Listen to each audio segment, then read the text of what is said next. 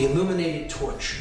This can be simultaneously a symbol of freedom, a symbol of knowledge and awareness, of enlightenment, and it could also be used as a flame of sacrifice, a flame of those in the know using their knowledge to subvert others and to create sacrifice or immolation in the world. I don't tend to see this symbol as such. I tend to look at this symbol as the flame of knowledge, the flame of the torch of freedom, the torch of liberty, and that's how I tend to look at it.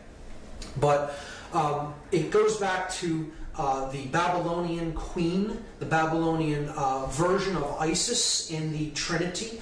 So you had, just as you have God the Father, God the Son, and the Blessed Mother, okay, in the Christian Trinity, the Holy Spirit taking the place of the feminine, of course, in that Trinity.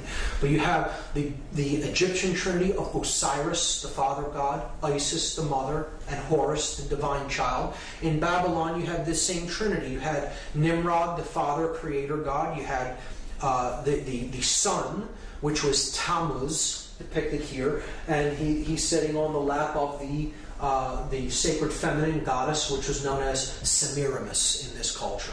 So this is a depiction of her on an ancient coin, holding the cross of the cross of the sun, and a version of the chalice, which could also be seen as a torch.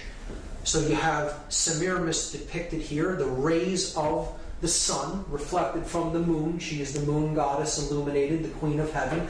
She's holding the torch of awareness, of liberty, of freedom, of enlightenment. You see it on the back of old American dimes. You see it in Columbia Pictures logo. You see it on Amoco's gas company logo. So in direct relation to the Queen of Heaven is the symbol of the dove. So the dove is how the moon goddess is depicted as being a crescent, a white crescent moon. The white crescent moon, as it makes its trek across the sky, looks like a dove, a white bird. So, you could imagine this piece as the wings as the crescent moon, and it's making its trek across the sky at night. So this is why the dove was associated. The bird, the dove, is associated with the lunar feminine goddess, just like the falcon was associated with the male solar god, Horus. And the word dove in the French language is columbe, C-O-L-U-M-B-E, columbe. This is why we have so many usages of the word of the word Columbia or Columbus in American symbology. The founder of the country is named after the dove. His name was actually Cristobal Colon, and he was a member of a secret society network. Here you see him giving a secret society hand gesture in this painting. But he was renamed Columbus after the goddess Columbia. See, it's the feminine goddess named after the dove, Columbe. We have the district of Columbia, the name of the capital where the male dominator phallic energy, the seat of male dominator power, is rooted in the United States. And look at where it's at. It's named after the sacred feminine, the dove, Columbia, and it is situated between two states. It is situated between Maryland and Virginia. Maryland, named after the goddess of the Christian Trinity, Mary, and the Virgin, Virginia. So right in between the two feminine states named after the goddess, you have the male phallic symbol of power also taking the name of the goddess. This is a symbolic rape, if you ask me. This is placing the phallic symbol directly in a slot between the two sacred feminine states. The male dominator energy of concentrated, centralized power of this country erected right between the two feminine states of Maryland and Virginia. Here we see the goddess depicted on Columbia pictures. You have Columbia Records, Columbia Broadcasting, Columbia University, with decidedly Masonic symbology on the shield of Columbia University, with the three crowns representing the three Blue Lodge degrees, with the square of base consciousness depicted there as well. But we have to understand, again, that the goddess represents the intuitive side of our consciousness. It represents conscience, the ability to know right from wrong. And that is a protector energy. It is also the aspect that gives birth to the male principle, the savior of the world, the enlightened neocortex. Here we see Mary, the sacred feminine, the limbic brain, the queen of heaven. She's giving birth to the immaculate heart of Jesus, the savior of the world. She is standing on top of the serpent here, the reptile. She's conquering the R complex, the limbic brain, where emotion is born, where care is born in us. Okay? When we listen to our intuition and listen to our inborn knowledge of right and wrong, we conquer the reptile aspect of ourself and we give birth to the Son of the Godhead. And here you see the dove above her head, and here you see the 12 stars depicting the 12 houses of the zodiac. In this image is even more clear how she is a feminine protector. The Queen of Heaven, illuminated by the rays of the sun, is wearing the dark cloak of the heavens, the dark cloak with the stars embedded in it, because she is the Queen of Heaven. You have the crescent moon, because she's the moon goddess. She's being crowned by the angels as the Queen of Heaven, and she is acting as the protector of innocence, the inner child, conscience, care. And again, she's giving birth to the male savior figure, the neocortex, the divine child, the Son, Jesus, and she is holding the serpent at bay. In that case, the sea serpent or the reptile. The limbic brain holds the reptile complex at bay when we make a deep connection with it and we get into our intuitive side and we care. That's where conscience is born from. And that's why this goddess is seen as a protector. She's seen as the watcher of the torch of freedom and liberty, because we have to get in touch with that sacred feminine side of ourselves in order to truly bear conscience and freedom into the world. Here we see in the modern Christian Trinity, the goddess has been removed and replaced with the dove. You have the Father, the Son, and the Holy Spirit represented as the dove, but there is no divine mother.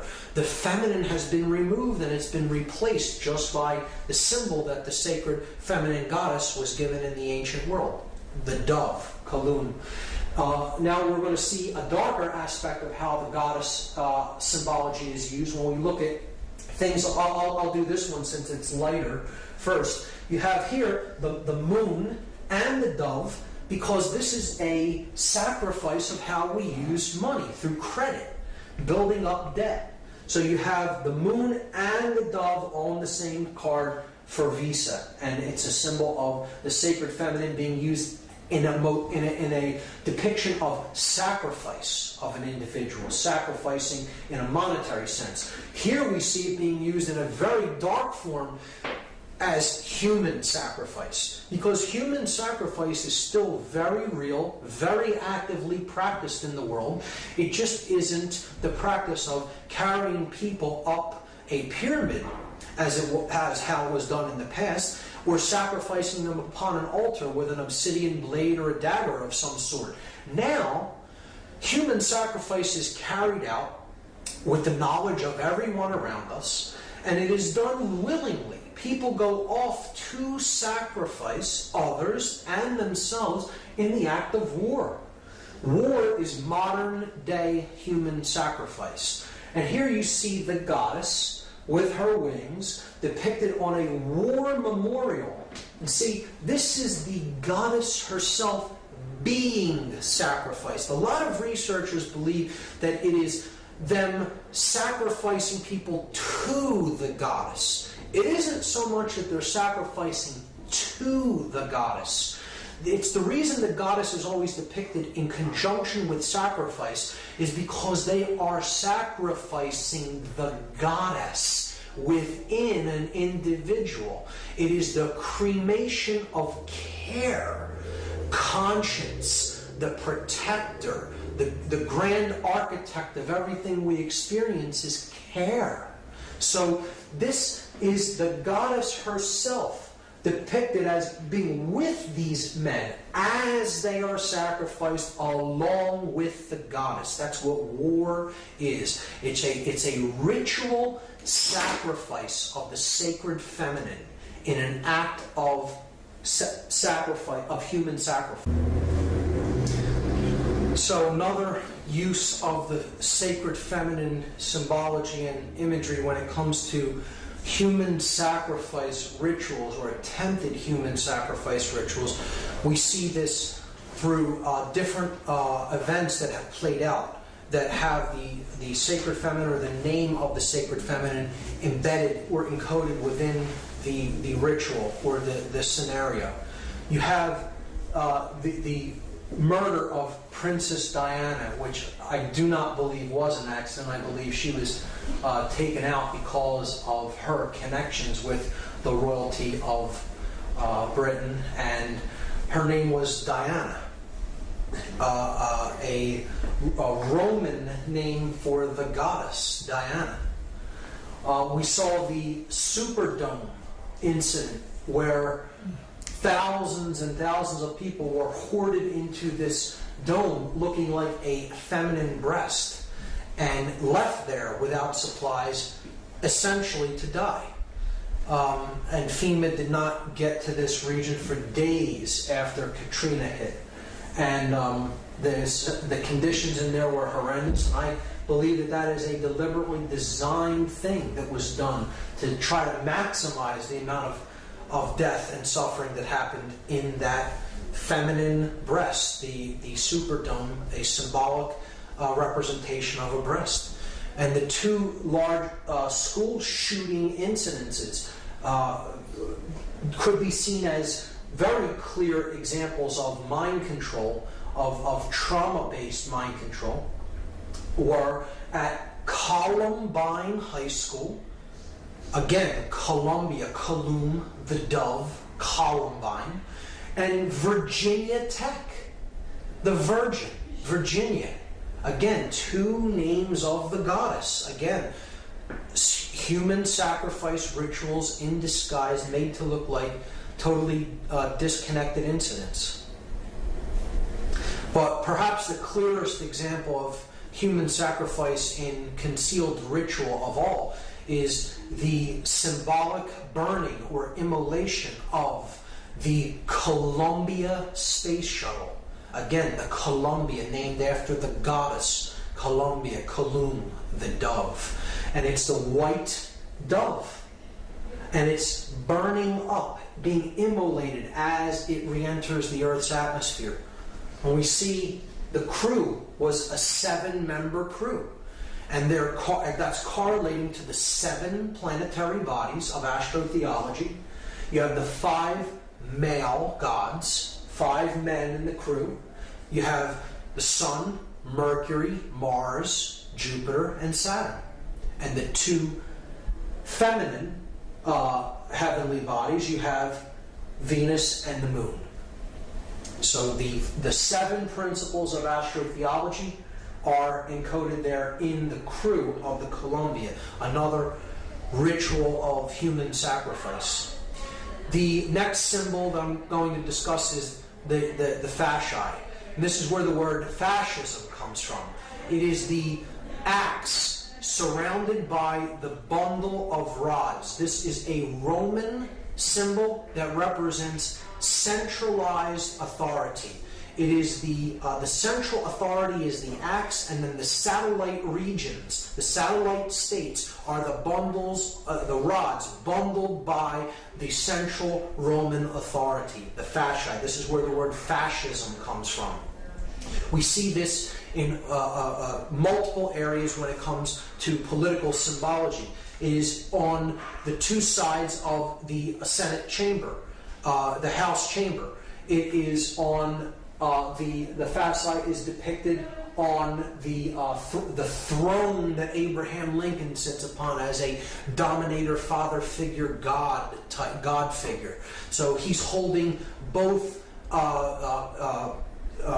compartments of power, the church in one hand and the state in the other, because an absolute ruler must unify those two principles. It must unify political and spiritual power into one. And the regime that really attempted to do that in the modern world was the Third Reich, and here you see the Roman fasci symbol as the symbol of the Third Reich, used on one of their postage stamps. We had it previously on the back of old American dimes. Now I'm going to talk about Freemasonic symbology, and I want people to understand that Freemasonry in and of itself is not an evil ideology. Again, it is an occult system of knowledge that can be used for good, or it can be used for ill or manipulation, depending on who is wielding that knowledge. So this is the Freemasonic compasses and square with the letter G in the middle as depicted in American Freemasonry. The compasses represent higher consciousness, and they represent morality, proper moral action. The square represents base consciousness, which must be ruled by our compassion and must be ruled by our moral uprightness. The square is base consciousness. It can be seen as the reptile brain. If you look at these three components as the three complexes of the brain, okay, you have the R complex being the square. You have the neocortex with its two hemispheres being the compasses, and you have the midbrain, that which gives birth to the conscience, care, as the G in the middle of the two. It represents the goddess, the grand architect of the universe, which is care. Okay, that's what creates our experience, what we care about. And if we get into touch with conscience, it can give birth to proper moral action. But we can only do that by getting in touch with the grand architect of the universe, the God principle, the sacred within us. And that is how to get off of the square and onto the compass. See, the square traces a shape that is a square with 90-degree angles, not found in nature, rough edges. The circle traces the symbol of perfection in ancient systems of occult knowledge. The circle is perfect, it is unbroken.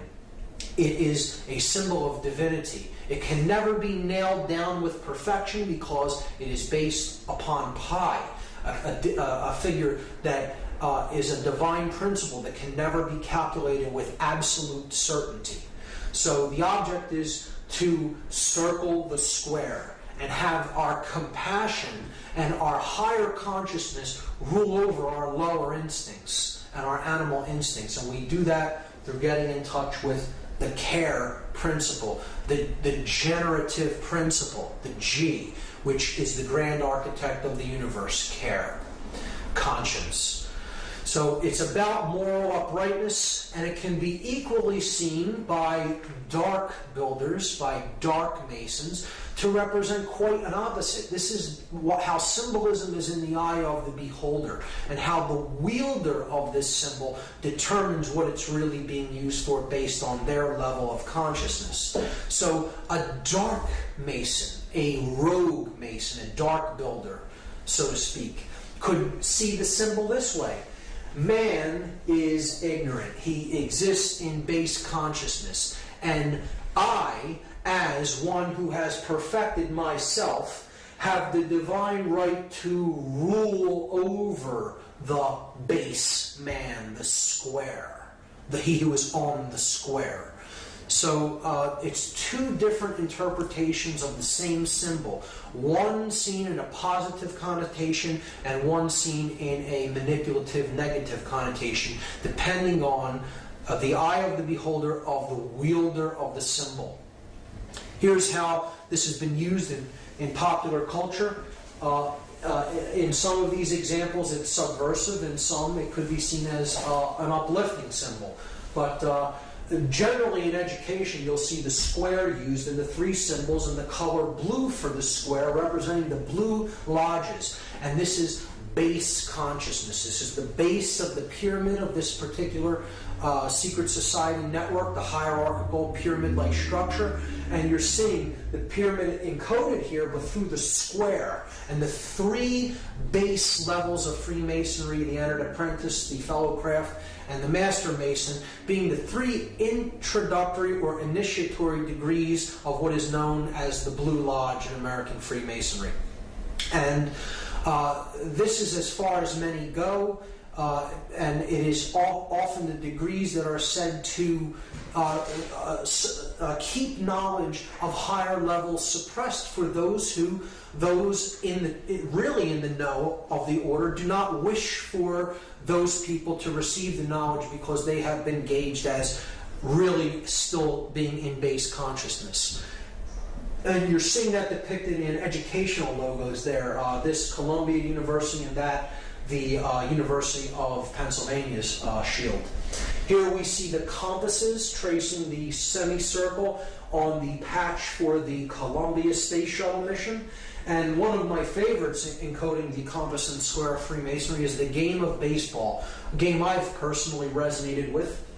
But we see the compasses encoded by the foul lines here, okay, that make up first and third base. The bases form the square for the individuals in base consciousness, on the square, the base men. Okay, they're the base men. And the middle, here, the mound of creation, the primordial mound, is the limbic brain, the generative principle, the feminine aspect that throws the feminine seed into play. The intuitive principle of the limbic brain, giving information to us, and it is up to us here at the place where the feminine instinct is being given to make contact with it with the male principle. Or in other words, to put it into action with the phallic symbol. You're uniting the male, the bat, and the female, the ball, and putting the feminine aspect of truth into play in the field of consciousness to get it past the base men and to make the journey from base consciousness to higher consciousness to get home. The game of baseball is completely Masonically designed. I don't see that as a negative influence. I'm just pointing out an example of how that symbology is used in the game of baseball. I personally look at that as a positive understanding. The pitcher being the feminine aspect, care, the grand architect of the game. So in these examples, I do see it as subversive. In this one, of course, the compass is used here on this logo from NASA, but we know what happened with that mission. So could be a illusion that dark Masonic elements may have been in control of that particular sacrifice. Who knows? The game of baseball, clearly Masonically designed. I look at that as a positive connotation of the symbolism.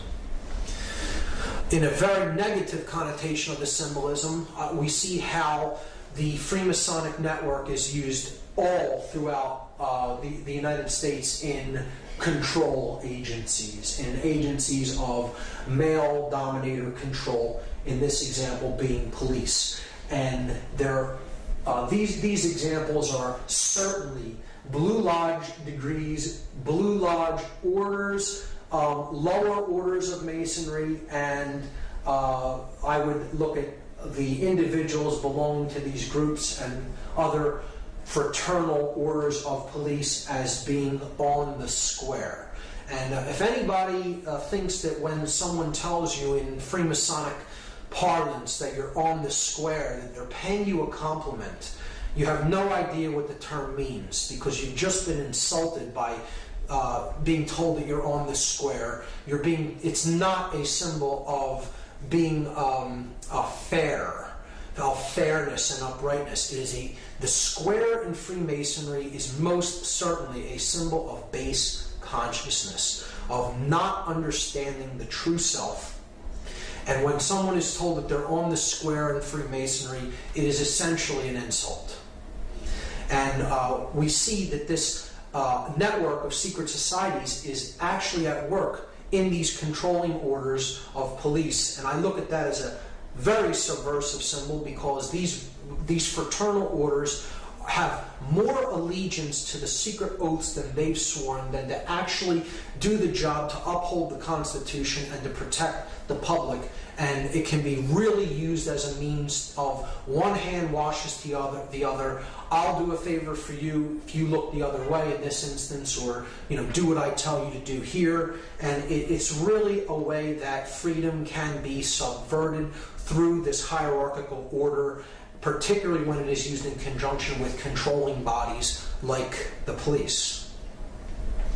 So this is an extremely important symbol that's going to carry over into what we talk about next. This is the first degree Masonic tracing board, and I'm going to cover this from two angles, a positive connotation and a negative connotation. So here we see, first, there are directions. This is a map. You see north, south, east, and west. So we are standing at the west, looking east. The west is down here, the east is up here. We see that there is a checkered floor of black and white squares representing base consciousness. This is the checkered life of a man who is not born in consciousness. He does not know light from dark. He is a wanderer, a pawn in the game, so to speak. One who can be positioned. However, his master may wish him positioned, the chess master of the game, who sees the whole board from above, from a higher level of consciousness, and takes the pieces and positions them as he will. This is one who is in duality. Here's the pillars, the dual pillars. This is the pillar of Joachim. It is a masculine pillar, represented as a Doric column, and you have the sun ruling that pillar. It's the pillar of strength, the S representing strength.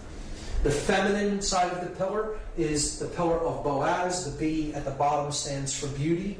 It is a Corinthian pillar, a elaborate, ornate, feminine pillar. And the moon sits above that pillar. This is the pillars that represent the masculine and feminine aspects of human consciousness, and it is how we enter the world with these two principles kind of in opposition, and it's our goal to understand them and to unite them as one. To use our will power. This is the pillar of will or wisdom, which the W stands for. It is Jacob's ladder. Jacob, as described in the story of Genesis, goes to a higher level of consciousness. He experiences God consciousness. He comes back down to the earth and understands that really the journey of life is to get back to that level of pure awareness and pure consciousness. And that is the end of the journey, kind of. It's like you enter in this dual state, seeing things as separate, and then the object is to make it through the realm of duality, the checkerboard floor, and unite the two principles as one, and then you're born into the stars, into the light of conscience and consciousness. So that's the journey up Jacob's ladder. And we see here in the background the stones known as the ashlars, the rough ashlar representing the soul in need of work, and the perfect ashlar representing the state of perfection to which we seek to attain. The initiates are going up the ladder in the 3 basic degrees of Masonry. Entered apprentice, who is still on the floor. The fellowcraft, who is in the middle, who has not received the key, which is tied here to the ladder, but he's at the G, where conscience is beginning to be born, the care principle. And the Master Mason, who gets the key to unlock the star gate, the sun, so to speak, is bringing himself to a place of balance and understanding and enlightenment. So it's a powerful and positive connotation. It could also be used to represent the left brain and the right brain, the male and female yang and yin energies, and the object is to unify them in the middle to awaken the prefrontal cortex and the pineal gland, to awaken our star gate. Okay, and that's in the direction of the east. The direction of the light, the rising sun, is in the east. We don't want to be headed west. That's the direction of base consciousness and darkness, the setting sun. The sun sets in the west, of course. So, powerful symbology there, but it unravels even more when we consider this tracing board on its side, as I will show you. Again, here we're seeing the 3 lights in the heavens, the lights of Freemasonry, the lights of the religions, the sun, the moon, and the all-seeing eye, the stars and planets. Again, we saw the religions of Christianity, Islam, and Judaism representative of these principles, and how they correlate to the 3 pillars of Freemasonry and global consciousness. Now, looking at the Freemasonic tracing board on its side opens up a whole nother level of what this symbolically represents.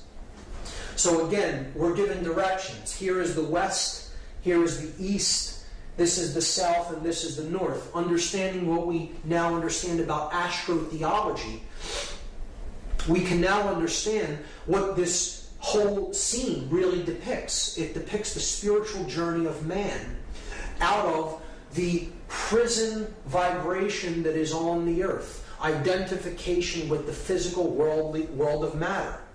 This is the earth. It's black and white, the colors of a prisoner, okay? The prison planet, so to speak. And these are the lines of latitude and longitude of the earth. This is the Earth's equator, right here, the middle pillar. This is the Tropic of Cancer. This is the Tropic of Capricorn.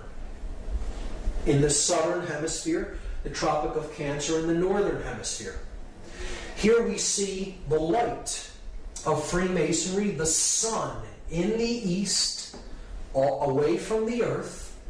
And this is the sun at the summer solstice. This is the sun at the winter solstice, when the northern hemisphere is in darkness, depicted as the moon there.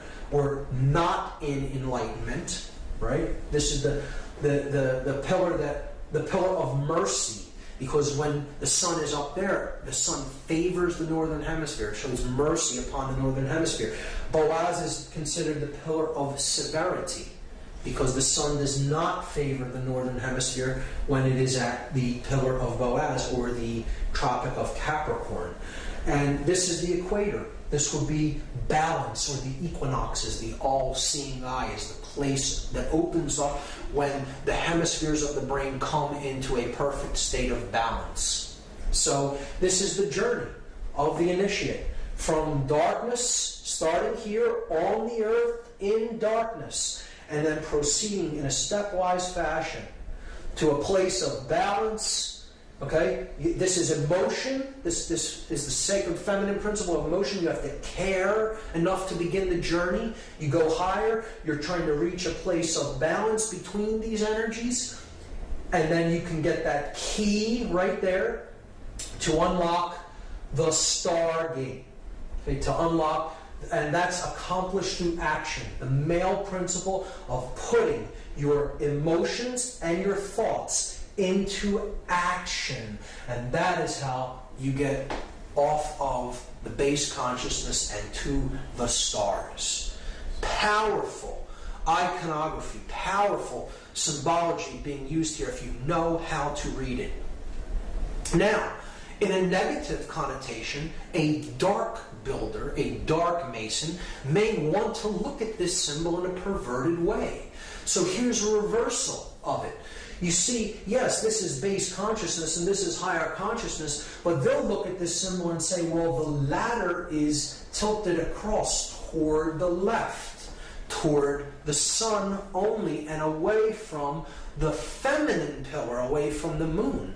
And our task is to imbalance consciousness toward the male principle only, or the left brain only, because that's what gives birth to a dominator, to one who is bent upon control, a sorcerer of sorts. So this is how a dark occultist would interpret this symbol. I'm God, my will be done.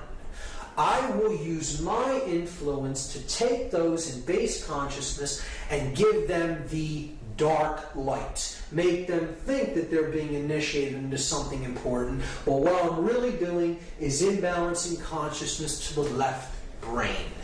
And that is what some people are doing with certain individuals who enter Blue Lodge degrees in rogue lodges of Freemasonry. And they're using that knowledge to create more mind-controlled dominators that will listen to them, follow their orders, and they're not really receiving the true light. They're receiving the dark light of male left brain imbalance. That is one way that dark manipulators will see a very powerful, positive, connotative symbol and pervert it and turn it into something completely negative. And here is how that process is used. We see this extremely subversively when it comes to the iconography that is used on police uniforms. Particularly, here's the floor of the house representing base consciousness, the pawn, the checkered man, who cannot understand the difference between light and dark. He doesn't really understand what makes the principles of right and wrong function the way that they do. Conscience isn't born in an individual that simply follows orders. Anyone of true conscience would always ask the question, why, before carrying out any action or order given to them by anyone. And we see this, if we look at the symbol of the Fraternal Order of Police having a Masonic third-degree handshake and the all-seeing eye of Freemasonry there, and the three other corners of the pentagram representing the three blue lodge degrees. We also see here the three pillars, and now they're in their proper orientation with the checkerboard floor in between them, with the dual pillars being here and the one pillar being unified at the top. And in that orientation, we see that it forms an inverted pentagram as opposed to a right side up one, just as it is here in the Victoria Police's logo, clearly an inverted 5-pointed star, and it is placed along with the checkered floor right around the Temple of Solomon, and then directly on top of the prefrontal neocortex, the third eye.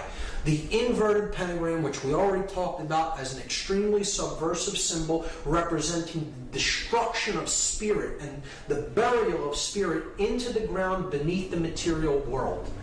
And here we see the double square, another symbol of base consciousness representing the hypercube, which I'll get into, on the third eye on a English police's headdress. So, and there again, the checkerboard floor of the house wrapped around the Temple of Solomon. The temple, the sun and the moon, the left and the right brain.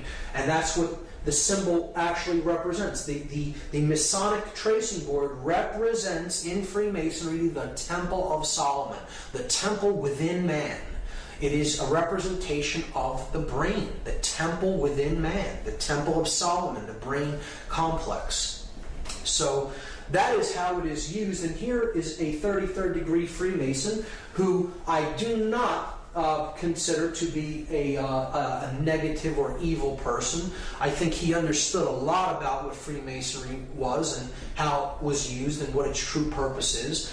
But he did talk about some of how the negative aspects of Freemasonry are used. This is Manly P. Hall.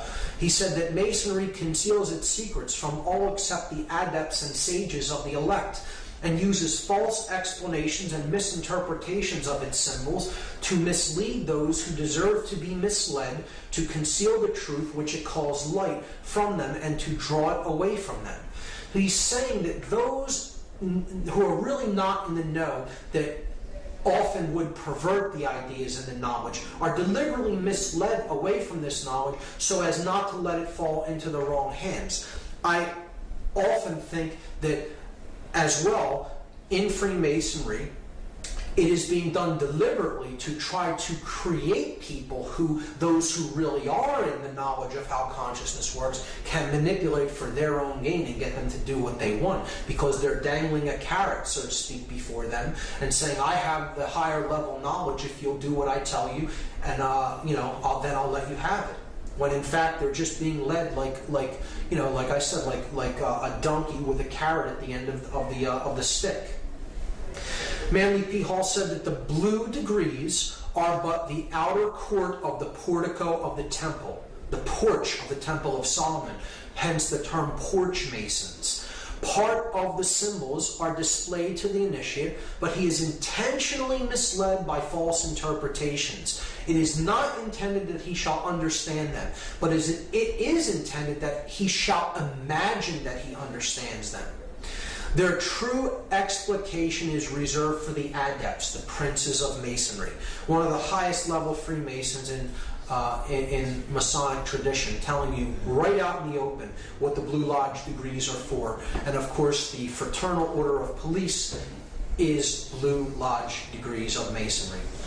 So that's Masonic symbology and some variants of how it is used. The next, I'm going to talk about talismanic symbology and how it is used on our money. So this will be a very big part of this part of the lecture. This symbol is one of the most important symbols in all symbology. It is the most prominent symbol on our $1 bill. It is one of the most viewed symbols on earth.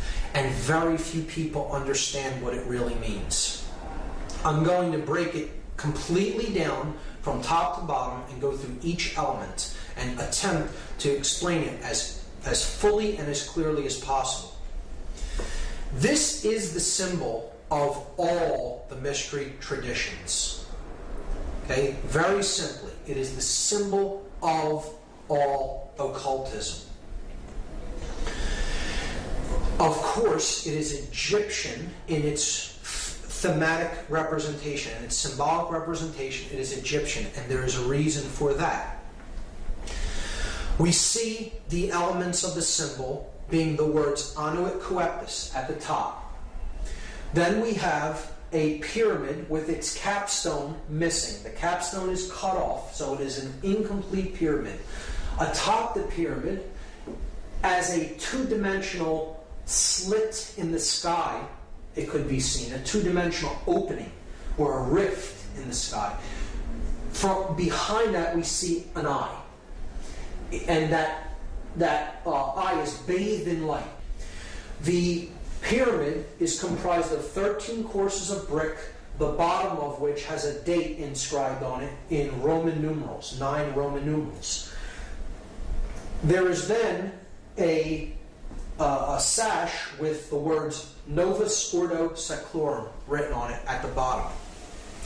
So we have to understand each element. Each element is here not by accident, it is there by design, and the makers of this sigil, because that's what this is. This is a sigil, which is comprised of many symbols.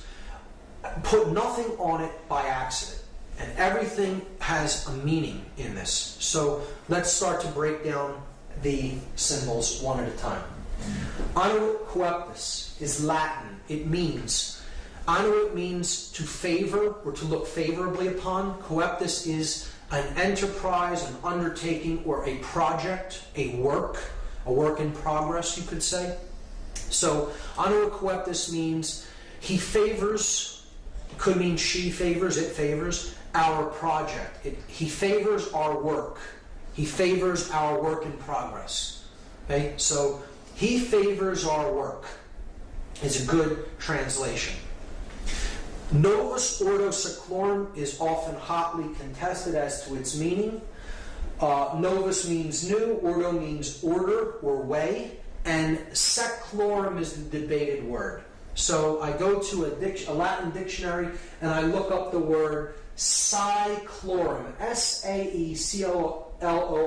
This is because people will say seclorum means of the ages. So I'm looking up the word saeclorum, and that means age, generation, people born at a time, race, present time, or age, century.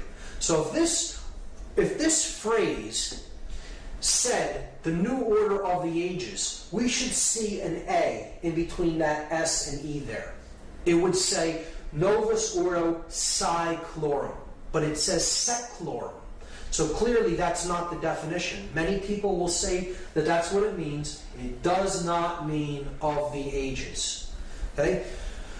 The word seclorum is put into a Latin dictionary, and then you see it is a word modification, a truncation. CL is derived from CUL. So an internal CL might be rendered by CUL, thus giving us seculorum.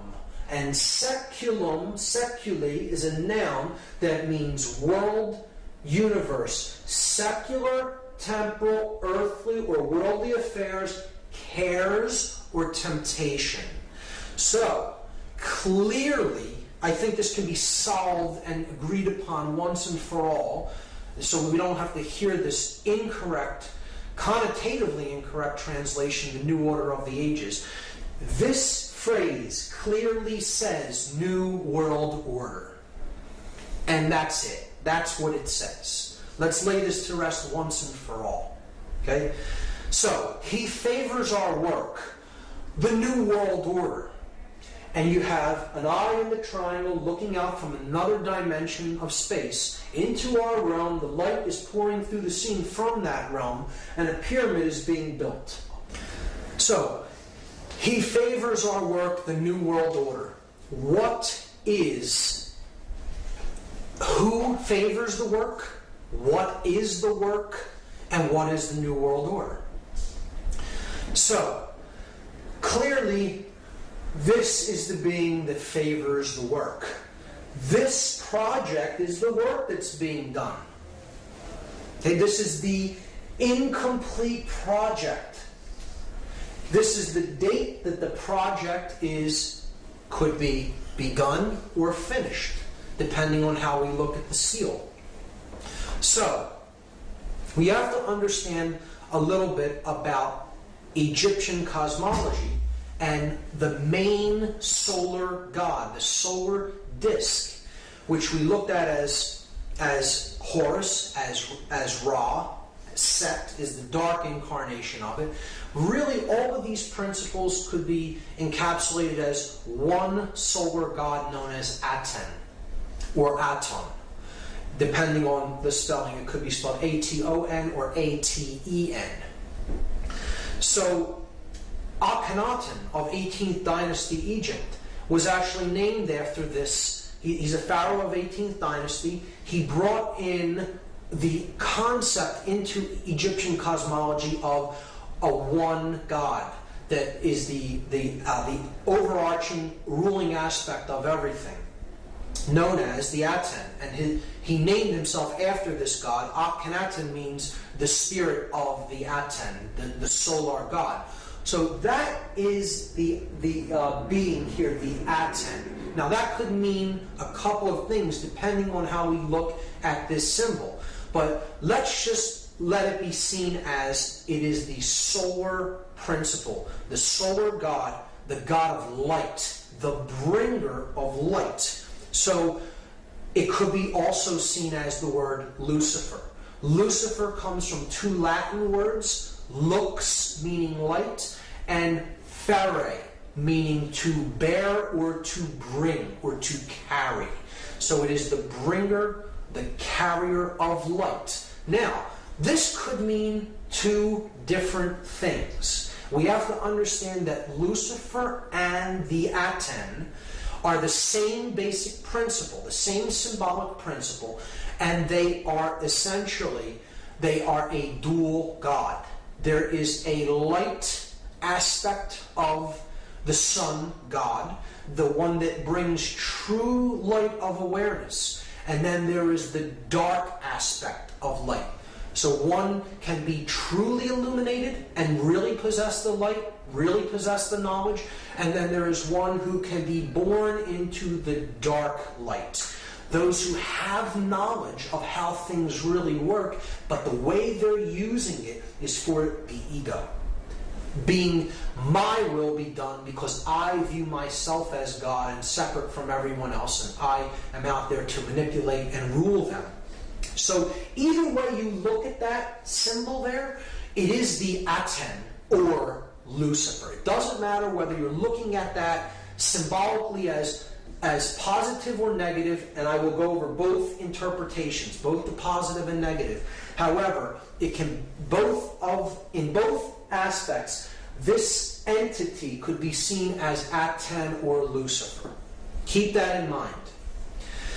If you take the compass and square symbol and place the apex at the top of this symbol and the base at the same base level where the pyramid meets the ground, you're going to see a very interesting thing emerge. If we just trace the 5 points of the compasses and squares, the 2 compasses, the 2 edges of the square, and then the middle part that both share, the line of symmetry between them. So we go down the compass edges, and we see that the compass points point to 2 letters. The 2 end letters of this sash, okay? N and M. N from Novus, M in Seclorum. Then we go up the place where the square is used to measure from, the inside edge of the square. And we see that that also points to 2 letters, and they are also both on the opposite edge of this phrase, Annuit Coeptus. So we have the A in Annuit and the S in Coeptus. And now we come down the horizontal axis of symmetry. And we see it reaches 1 letter that is exactly in the middle of this sash, the O from Ordo. These 5 letters, if rearranged, are an anagram for the word Mason, M-A-S-O-N. And this is the symbol of all Masonry. It is the symbol of all builders. And who are the builders? We all are the builders. We are all collectively on this planet the co-creators of our collective experience. Whether we are doing that creation unconsciously or consciously creating our experience, we are the builders of this world. And this is what we've built it into, what we currently have right now. So, who are the builders? We are the builders. But there's 2 different types of Masons. See, there are Masons that build with stone. They build the pyramid upward. They're building with stone. If you connect these 5 symbols as they are connotatively used in this seal, they form an inverted, skewed pentagram. And an inverted, skewed pentagram, if you look into dark occultic symbology, is always used as a symbol of pact. pacts. It's a symbol of pacts, of promises made, to be something to be fulfilled, to be delivered upon completion of something else. So again, we saw that these four arms represent the material world, depicted as the upward pointing pyramid, the brick, the physical object, and they are crushing the spirit, the fifth element, into the ground, burying it under the weight of the pyramid. See, the dark builders, the dark Masons, those who are building toward a world of male domination, the blade. See, they're building with bricks. The bricks are people who are trapped in physical five-sense reality and left-brain prisonhood. They are those who cannot change. They have one form, and it's hardened. A brick was once malleable clay that could be shaped, molded, take different forms. It flows easily. Change comes easily to it. But when it is baked in the left brain, solar, male dominator consciousness, it becomes hard and immobile and immovable. It becomes a brick. And that's what the male dominator world is being built with. The bricks baked into one form, the unit form. Those in unit form cannot see what is, not see. They cannot see, they are not sees. See? They are baked into one form, the brick. Okay?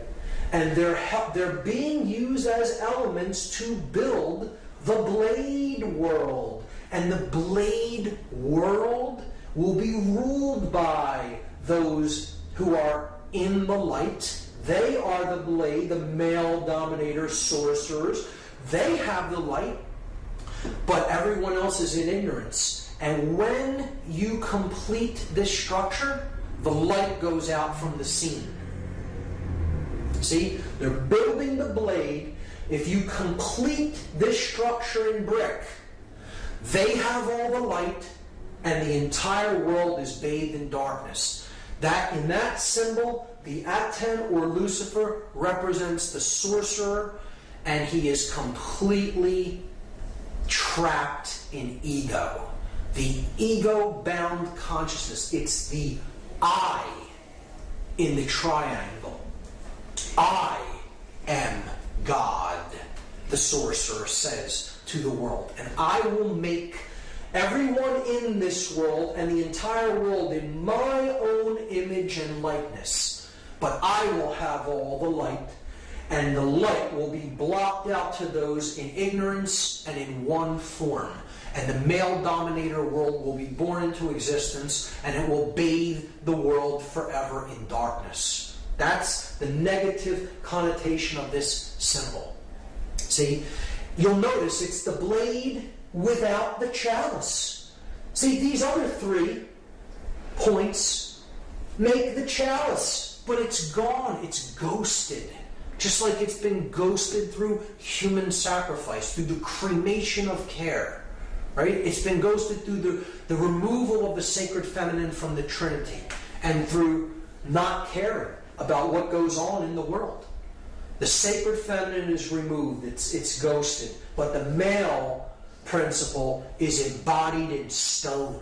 And that's the project, that the New World Order project that the Dark Masons, the builders with brick, are building into manifestation.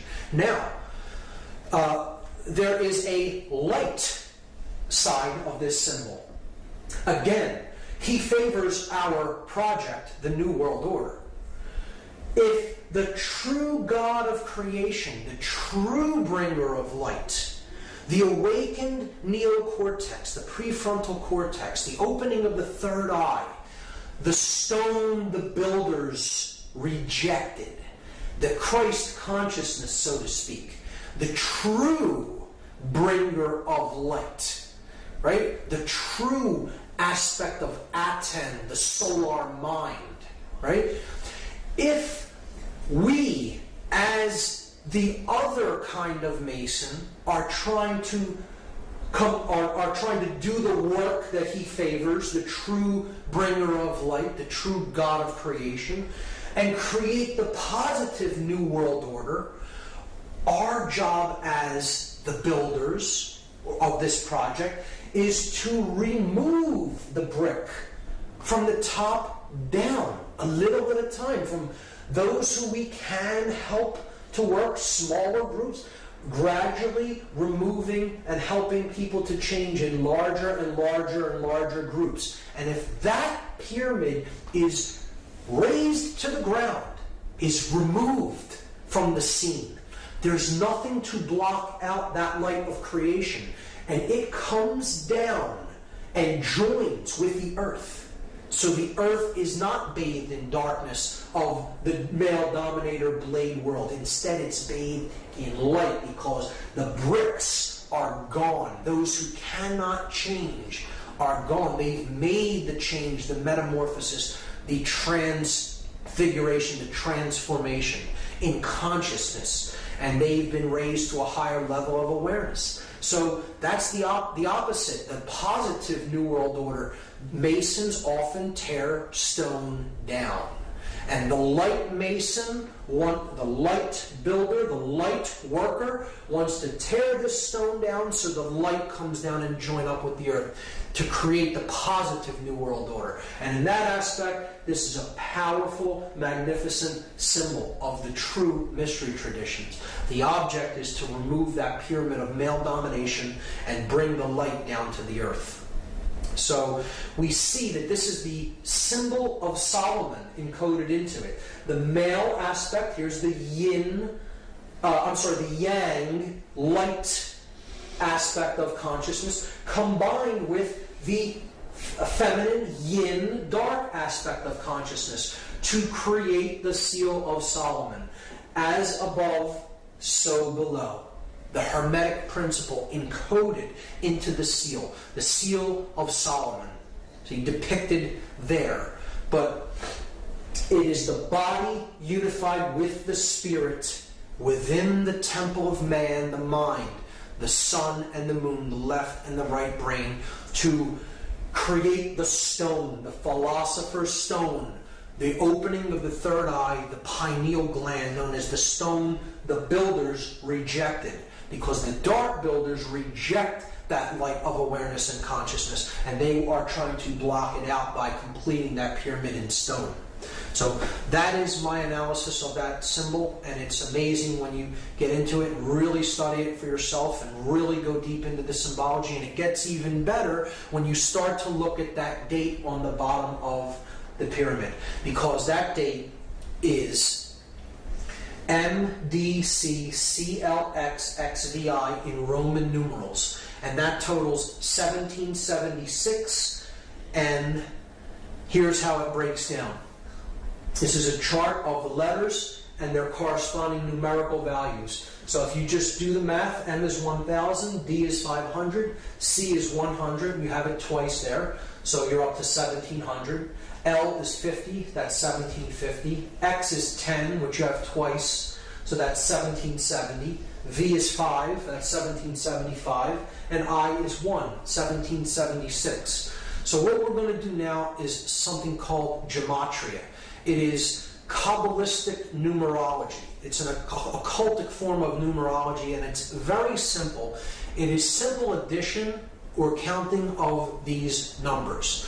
And we can combine them in different ways depending on which numerals we add together. And we understand that all of the added values are identical, and they mean the same thing in occultic numerology. So 1776 is the number that we get when we add these Roman numeral values together. And what we are going to do in this example is we're just going to take the 1 and add it to the 6. And leave these two 7s. So we get 777. And anyone familiar with Judaism or Kabbalah may know that that is a symbol of God. It's a number that represents the Trinity of consciousness in its perfect form. The 777 is the aspect of the divine in man.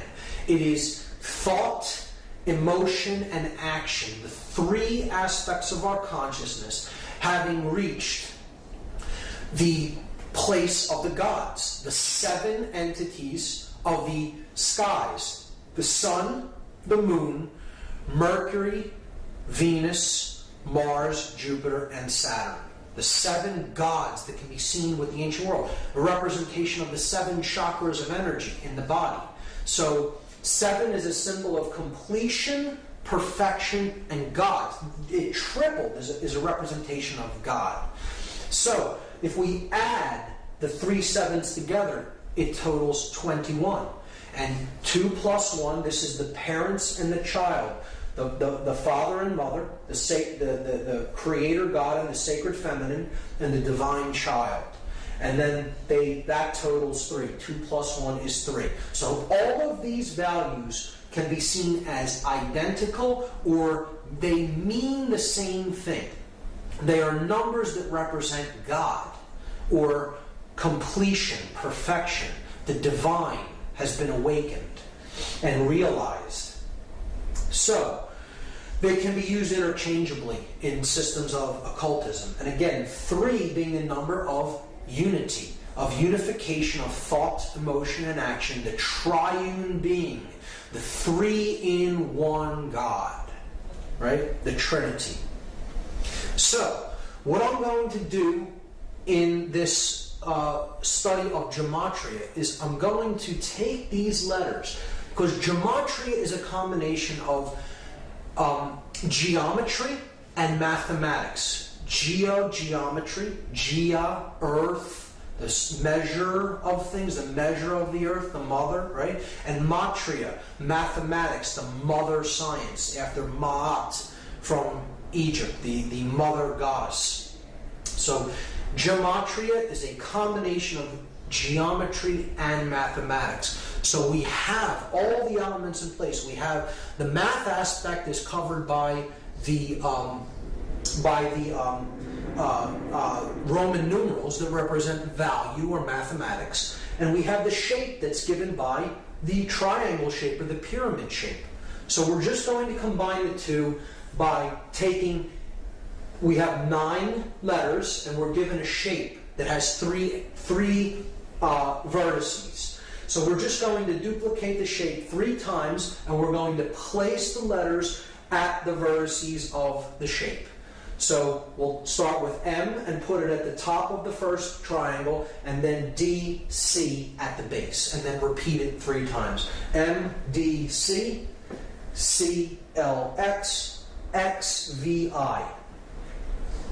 And now we're going to substitute the numerical values for the Roman numerals. So we get this. We get 1,000, 500, 100. 100, 50, 10, 10, 5, 1. So you see a pattern emerge there. At the top of the pyramid, in every example, we see a clear pattern. 1,110. Now, in mathematics, those are known as powers of 10, or powers of 10. At 10. Powers of at 10. At the top of the pyramid. Because at 10, no matter how you look at it, is at the top of the pyramid. This is a play on words that works out in the English language, and it is not an accident. These are perfect numbers of base 10 numerology, base 10 mathematics. And the powers of a 10, the powers of at 10, are indeed at the top of the pyramid. At the bottom of the pyramid, we have 500, 100, 50, 10, 5, and 1. If we add those for each base, we have 600 at the base here and 1,000 at the top. 60 at the base here, 100 at the top. 6 at the base here, and 10 at the top. We can then simply remove all the zeros because zeros don't add to anything in gematria. So they can be removed. So we see that it simply boils down to this. 1's at the top, 6's at the bottom. And now we can combine them into one pyramid. And you have at the top 1, 1, 1, where the 3 pillars, the 3 aspects of consciousness, thought, emotion, and action, the 3 pillars of Freemasonry. At the bottom, 666, 666, the number of beast or base consciousness. And noticing that 3 correlates to 777, because if you add 777, you get 21. If you add 2 plus 1, you get 3. So 777 and 3 are identical. So you could simply substitute 777 for anything that totals 3. Like 1 plus 1 plus 1. 1 plus 1 plus 1 is 3. So we could simply put 777 up there and substitute for 111. They're identical because they both add to 3. So we have God at the top, the light, the beast or base consciousness of illusion and identification with the physical world at the bottom of the pyramid, captured in stone, in one form that cannot change. Illusion, ego identification. So, if now we reduce them again. So we add 7 plus 7 plus 7, we get 21. We add 6 plus 6 plus 6, we get 18. And this is what is meant by counting the number of the beast. That's what we're in the process of doing. It's a prescription for gematria given in the book of Revelation in the Bible. We add 21, and of course, as we saw, that totals 3, the number of God, and 18, 1 plus 8 totals 9, the number of ego and illusion. Why is 9 the number of ego and illusion? Well, here's why. The number 9 has very significant mathematical properties, and they are shown to us in addition to the number 9 and in multiplication of the number 9. So this side of the table is an addition table, this side of the table is a multiplication table. 9 plus 1 is 10.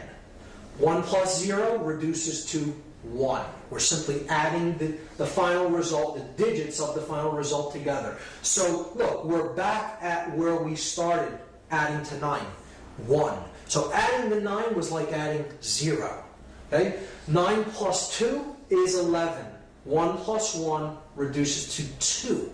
It adds to 2. So we're back to 2. So again, adding the 9 was like adding a 0. You do this with any number.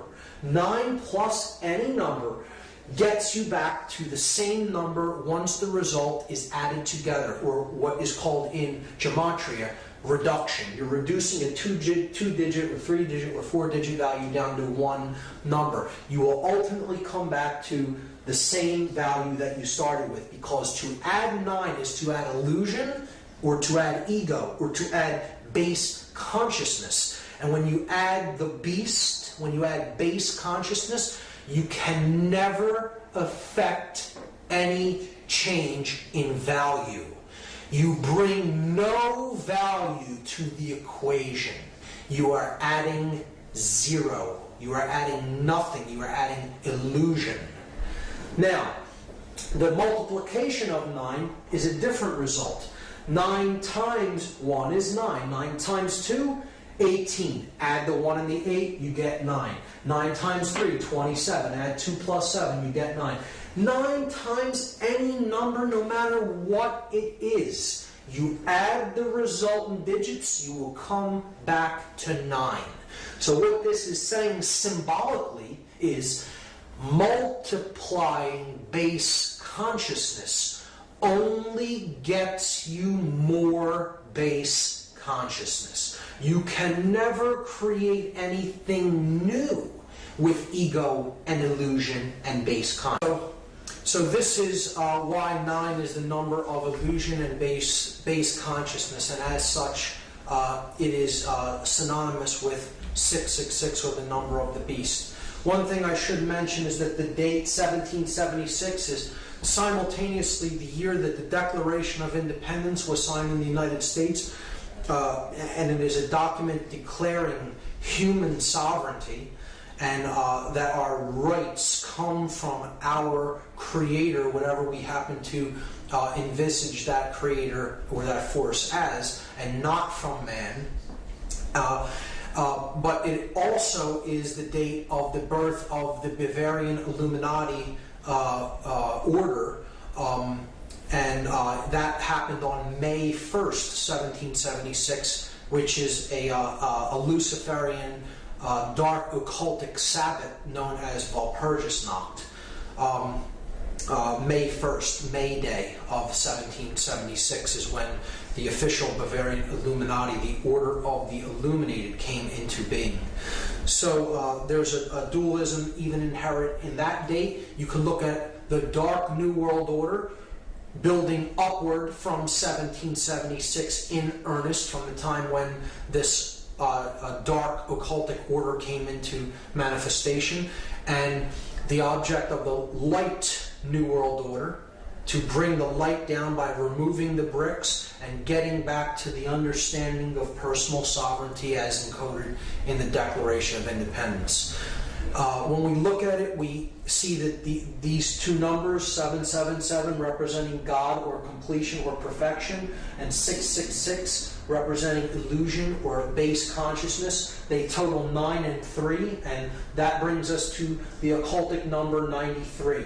To go from the illusion to the real, to go from the illusion to the true source of power, to go from base consciousness to divine consciousness or compassion. And that is the process of going from the 9 to the 3, because the 9 drops away, it's illusion. 9 plus 3 is 12. 1 plus 2 goes back to 3. So the 9 falls away, being illusion. To go from the 9 to the 3, and this is a number that represents willpower. We make this journey by an act of personal will, and it is an act of love.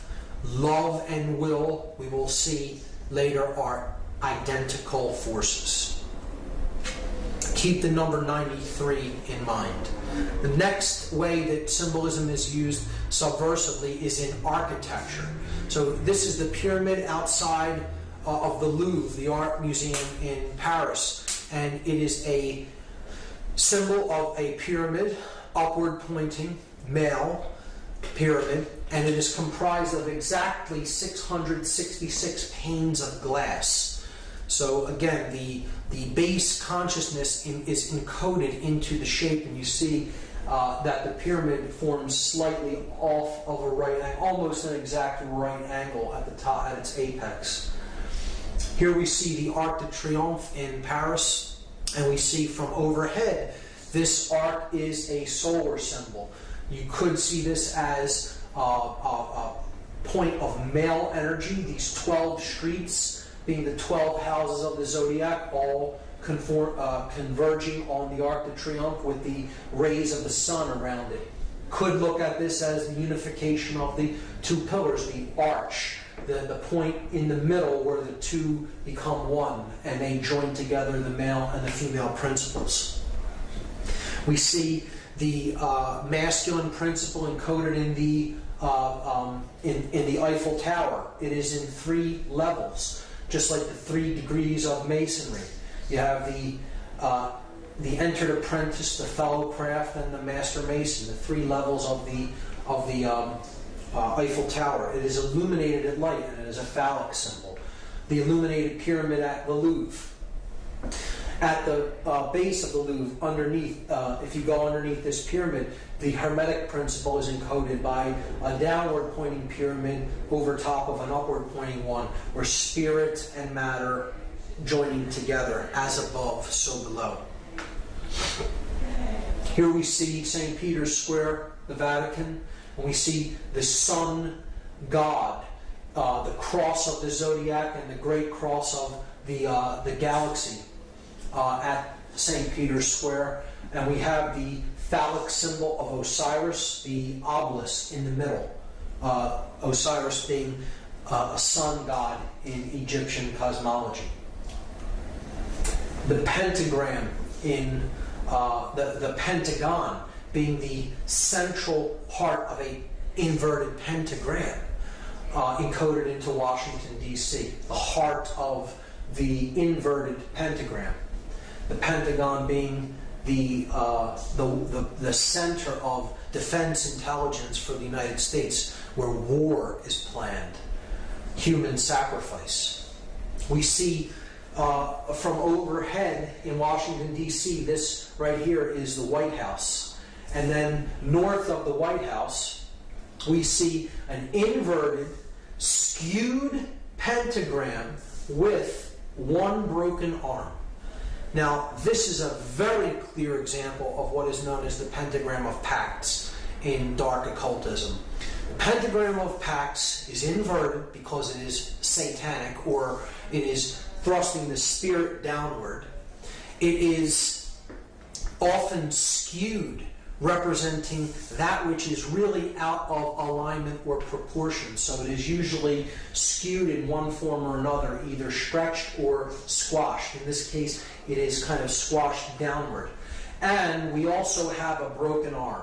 And a broken arm in a pentagram represents a pact that has not yet been fully completed or fulfilled. So that which is promised has not yet been delivered because a work is still in progress. And I think we can understand the meaning of that broken arm by understanding what the pentagram of Pax represents. So it is not that they simply weren't able to complete that in some way. It is intentionally left broken.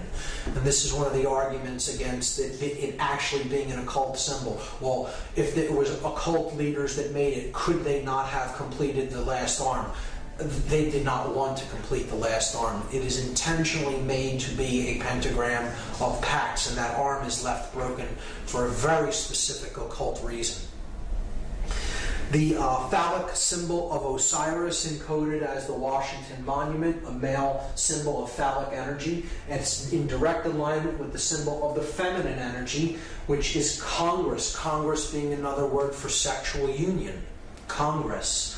And the Congress building is the feminine principle. It's the dome of the feminine breast with the goddess statue of Columbia, or freedom, atop the dome, representing the feminine energy, and it is reflected in the water. The water being the principle of the moon goddess, the goddess of the water. The moon's light is reflected in the waters at night. So this also encodes in this reflecting pool the Hermetic principle, as above, so below, as goes on in consciousness in the earth is reflected from the heavens, reflected in the external experience that we have. Other sexual symbols or phallic symbols seen in the layout of Washington, D.C. Here we have the Washington Monument. Here we have the Lincoln Memorial, which is a temple to the king. It's a reflection of Osiris the king ruling as over the dominions of church and state, as we saw with Lincoln in his king's chamber, so to speak, holding the symbol of the fasci on both his left and right hand while seated upon his throne. And if we look at the street system that connects these two monuments, we just make a red. We can make a red outline of the street system around these two monuments and just fill in that area, and that is what it looks like. It is clearly a phallic symbol that is directing male energies encoded into the actual layout of the streets.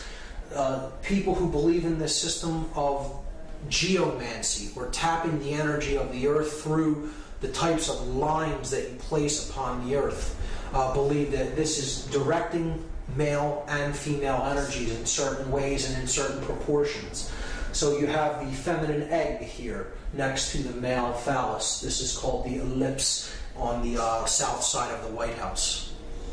Again, Lincoln holding the fasci, the symbol of the fasces is the symbol of Roman centralized authority, encoded in the central axe around which is the bundle of rods or staffs.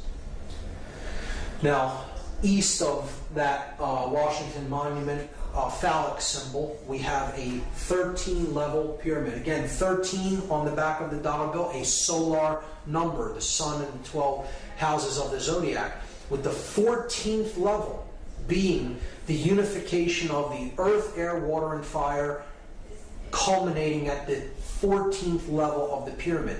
1 plus 4 is 5. So you have the earth, air, water, fire, and spirit unified at the top level of the pyramid. So here we have a 13-level pyramid with the capstone missing, and around the streets, this is the Congress building, the Capitol building, around the streets, the path that creates the streets, going all the way around the Capitol building, forms an image of an owl that sits atop this 13-level pyramid with the capstone cut off in the street system of Washington, D.C. If we trace the pyramid and then we trace 2 streets that shoot off from near the top of the pyramid, we see that there is a Freemasonic compass and square encoded into the layout of the streets as well. I'll take that off and do it one more time for you to see where those streets are. Here's a close-up of it. There's the owl. I'm removing it and then putting it back so you can clearly see the layout. This image was taken from Google Earth. And the owl, again, is that Babylonian deity that the Ammonites worshipped. They often worshipped it as Molech, and here it surrounds the sacred feminine. Again, it's the same principle as codified in the cremation of care ritual. The sacred feminine of conscience, of care, is being sacrificed to the Babylonian owl/bull god, Molech.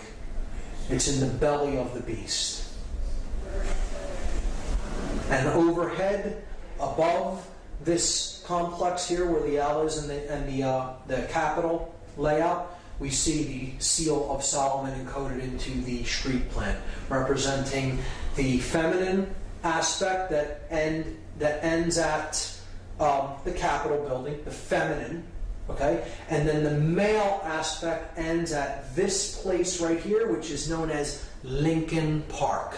And Lincoln Park is a resonator for Lincoln, who sits in the King's Chamber, the male principle. So you have the Queen or the Goddess's building, and then you have Lincoln Park here, which is a representation of the male energy, and it's a symbolic correlation to Lincoln's name, who sits in the King's Chamber at the Lincoln Memorial. This is the entire occult layout of Washington, D.C., and there's even more in this layout, which I don't have time to go into, but studying the occultic orientations of the layouts of the street systems of many cities is very interesting, and there's all kinds of symbology encoded into it. It can be a presentation in and of itself. The last symbol that I'm going to talk about in this symbology section is the hypercube. And this is one of the deepest symbols of all occultism, which very few people really delve into and get into the meaning of. The hypercube represents 4-dimensional space and time. The next level the next higher dimension from the 3-dimensional world that we inhabit. So you have a point that represents no dimension. You have a line that represents a 1 dimension, that you can go forward or backward. You have a plane. You extrude the line and you get a plane. Now you have a 2-dimensional object. Then you extrude the plane into a third dimension and you get a cube. So that's what our three-dimensional world is like. 3D, you have a single cube. You have length, width, and depth. But then if you extrude a cube, you take the cube and you pull it and you extrude it that way. You get what's called a hypercube. So this is a four-dimensional object. It is derived by unfolding a cube into all of the dimensions of each one of the planes of the cube. And you get this object. When you look at the hypercube ideology, it is representative of the mind existing inside the construct of matter. So you have matter being the outer part of the cube, and then mind is the inner part of the cube. Okay, so this correlates to this level of body, mind, spirit levels of consciousness that we saw in part 1. And we see that the hypercube is derived when we combine matter, represented by the red square, and spirit, represented by the green square. We see that that is everything that is. Okay? That is the universe, or the world of matter, the world of spirit, coming into manifestation as matter to experience itself subjectively. And that is the large cube that is derived from that union. See, that's the large cube.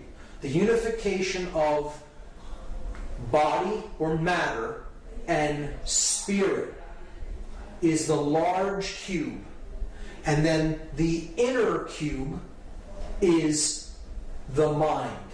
That is where body and spirit combine.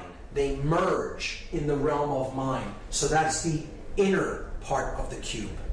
So if we put the outer cube over top of the inner cube, we see that the hypercube is actually a cube within a cube. And again, this part of the cube in the center is the experience of mind. This part of the cube in the outside is the physical world of manifestation that the spirit comes down and inhabits to create that which can have experiences. This is the two-dimensional projection of this four-dimensional object, a cube rotated around in every plane that it can be rotated in. It's a complex, heady idea. If you look on the internet for some graphic depictions or animations of a hypercube, you can get a clearer idea of what it is in your mind. But the idea is that to look at the cube in a dark way, the hypercube in a dark way, means that you are seeing the physical world as a prison. And that's the large box. The big box on the outside is the physical world that imprisons spirit. See, this is a negative worldview that says all the physical world is really a prison.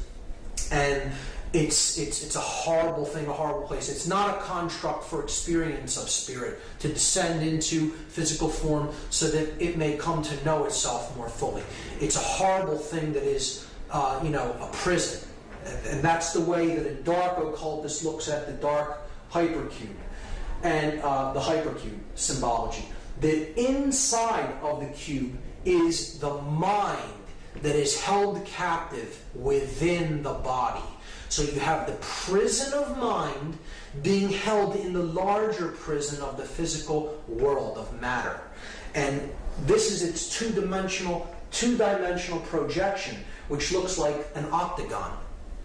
So this is a symbol of mind control.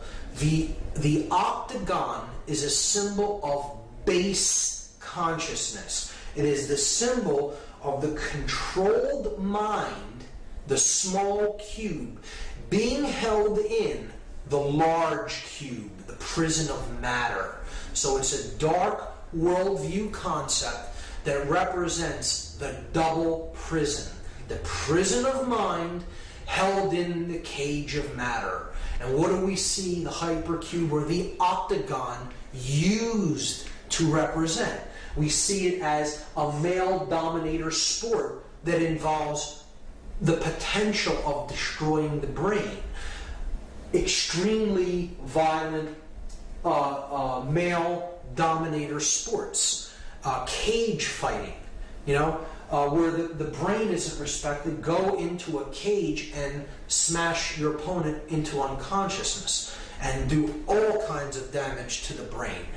The octagonal hat, the 8-cornered hat that law enforcement officers wear.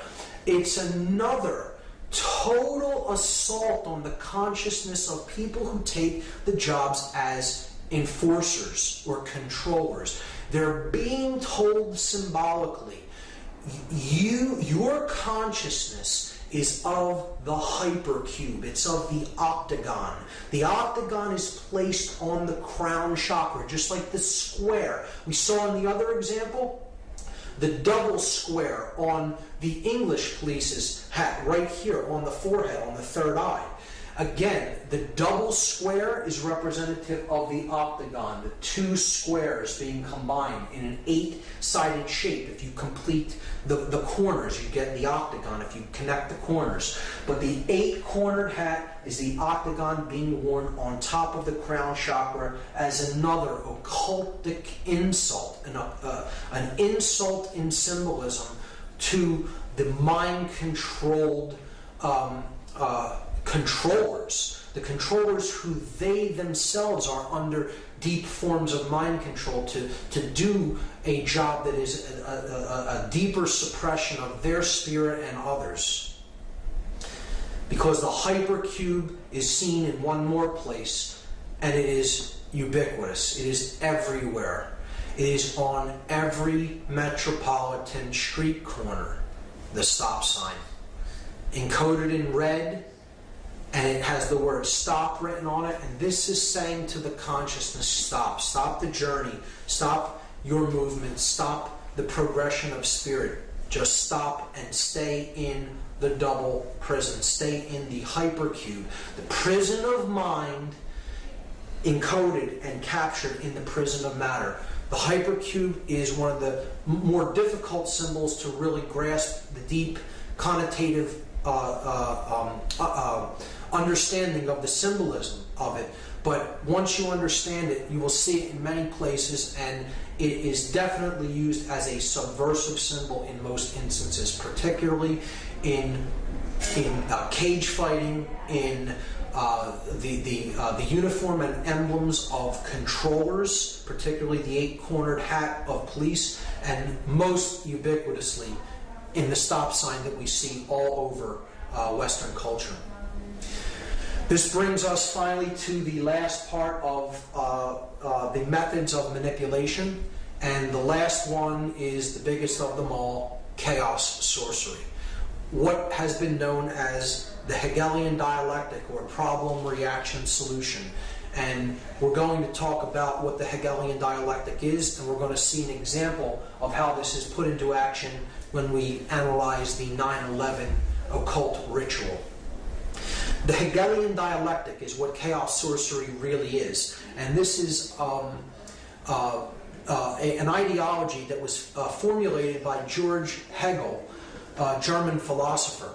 The Hegelian dialectic is a framework for guiding our thoughts and actions into conflicts that lead to a predetermined solution.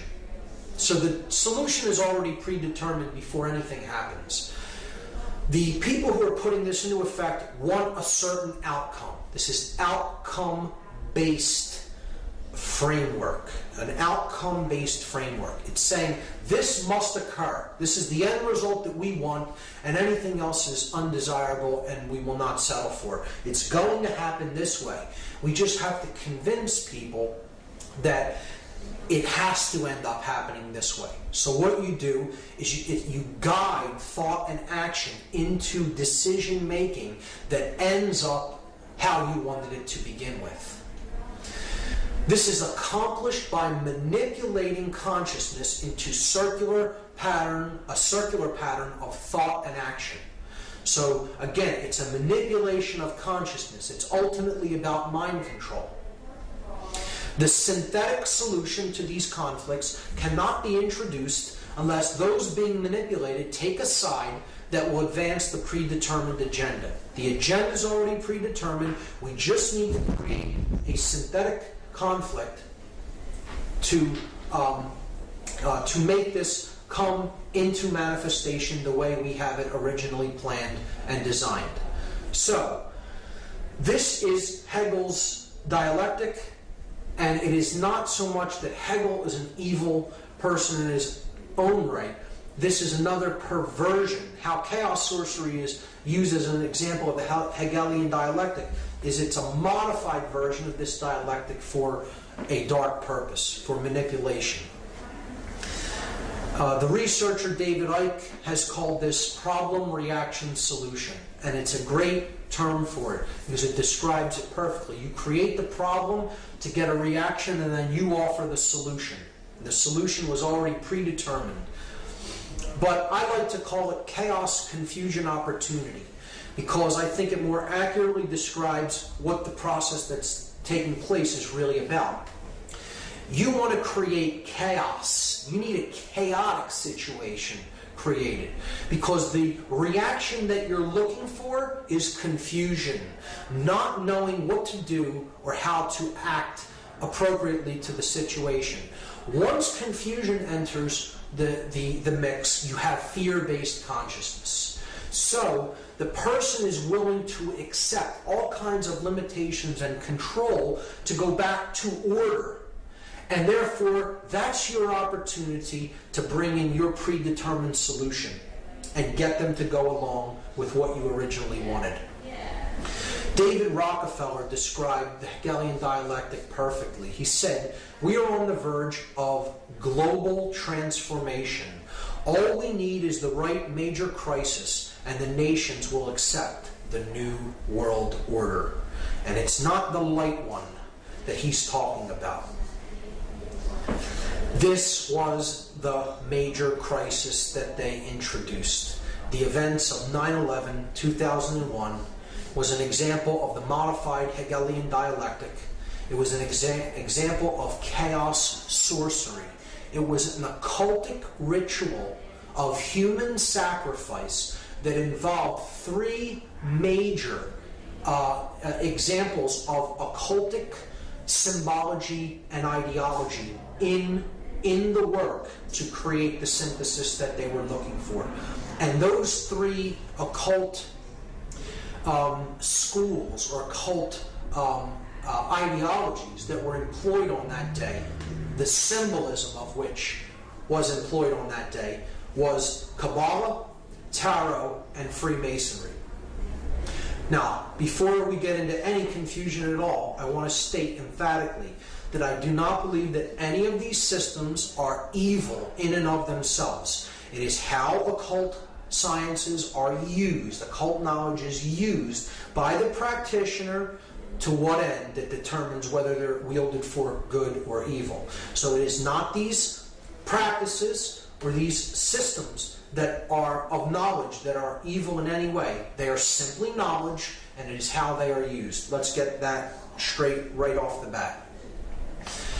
So, these three systems of occult knowledge all encode within them the understanding of human psychological makeup and human consciousness. And the ritual of 9/11 is ultimately about the destruction of that knowledge and keeping the truth down, keeping our awareness down, destroying our awareness, destroying consciousness. So we're going to look at some examples of this occultic iconography and symbolism that was used on that day.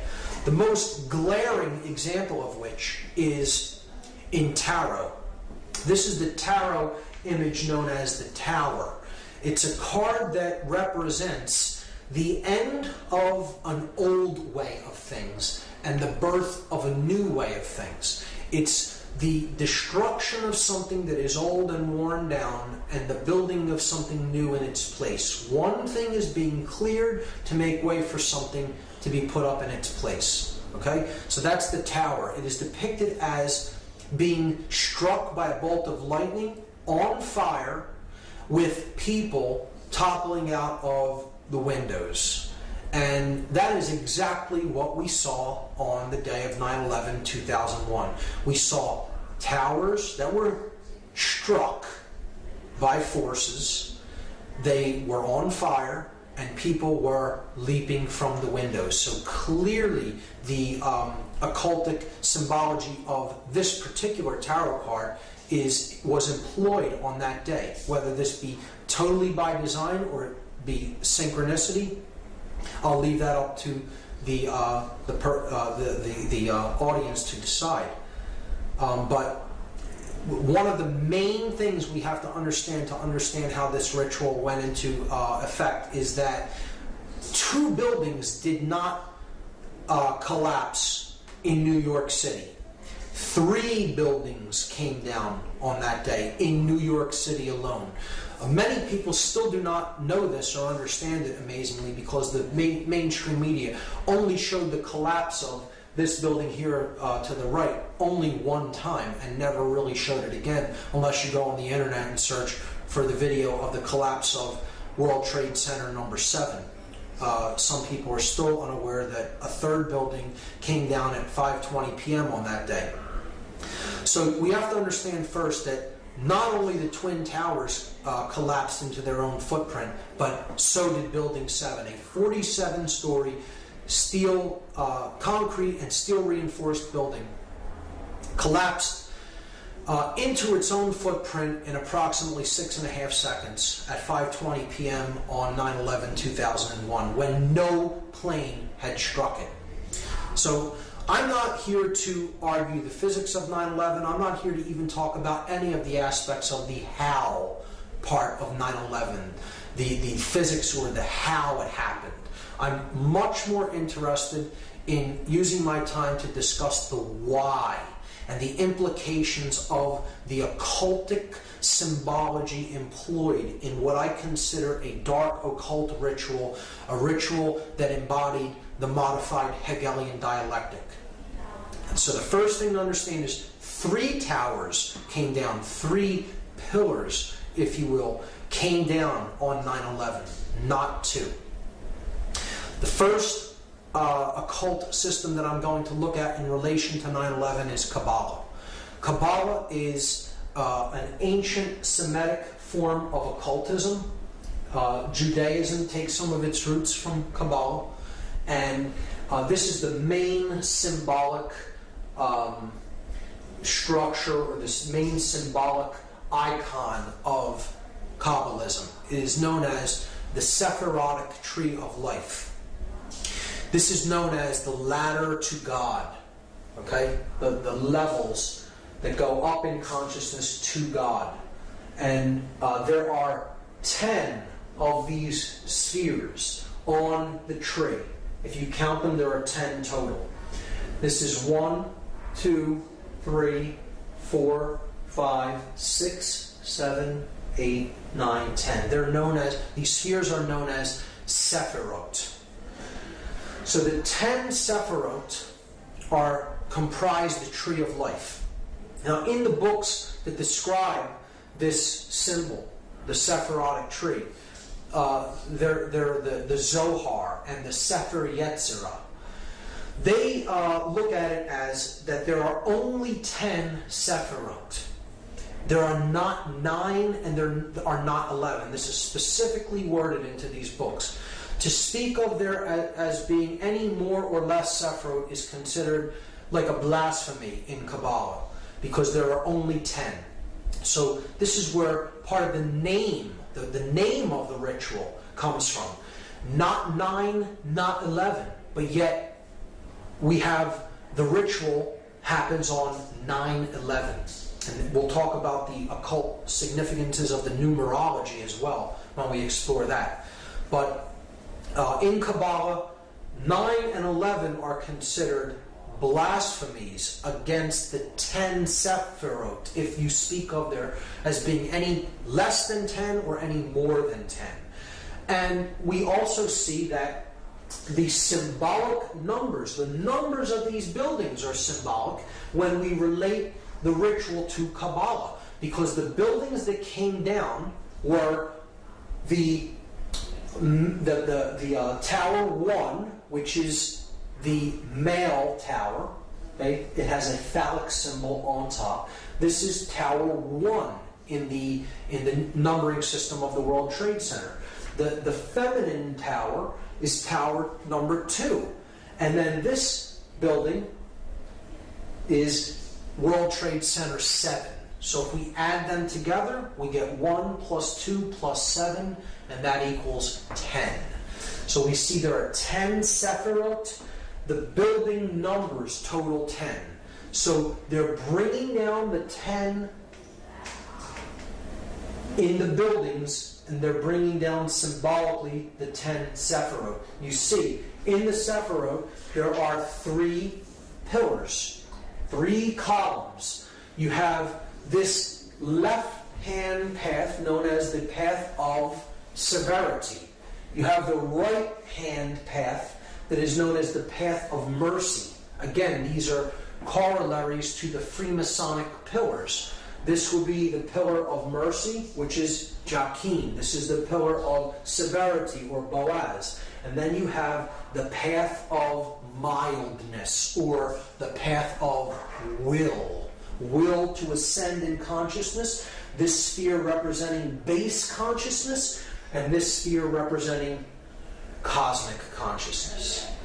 Without going into very deep explanations of what each Sephirot represents, just understand that this middle pillar is the synthesis between these two. This represents too much male aspect or control. This could be too much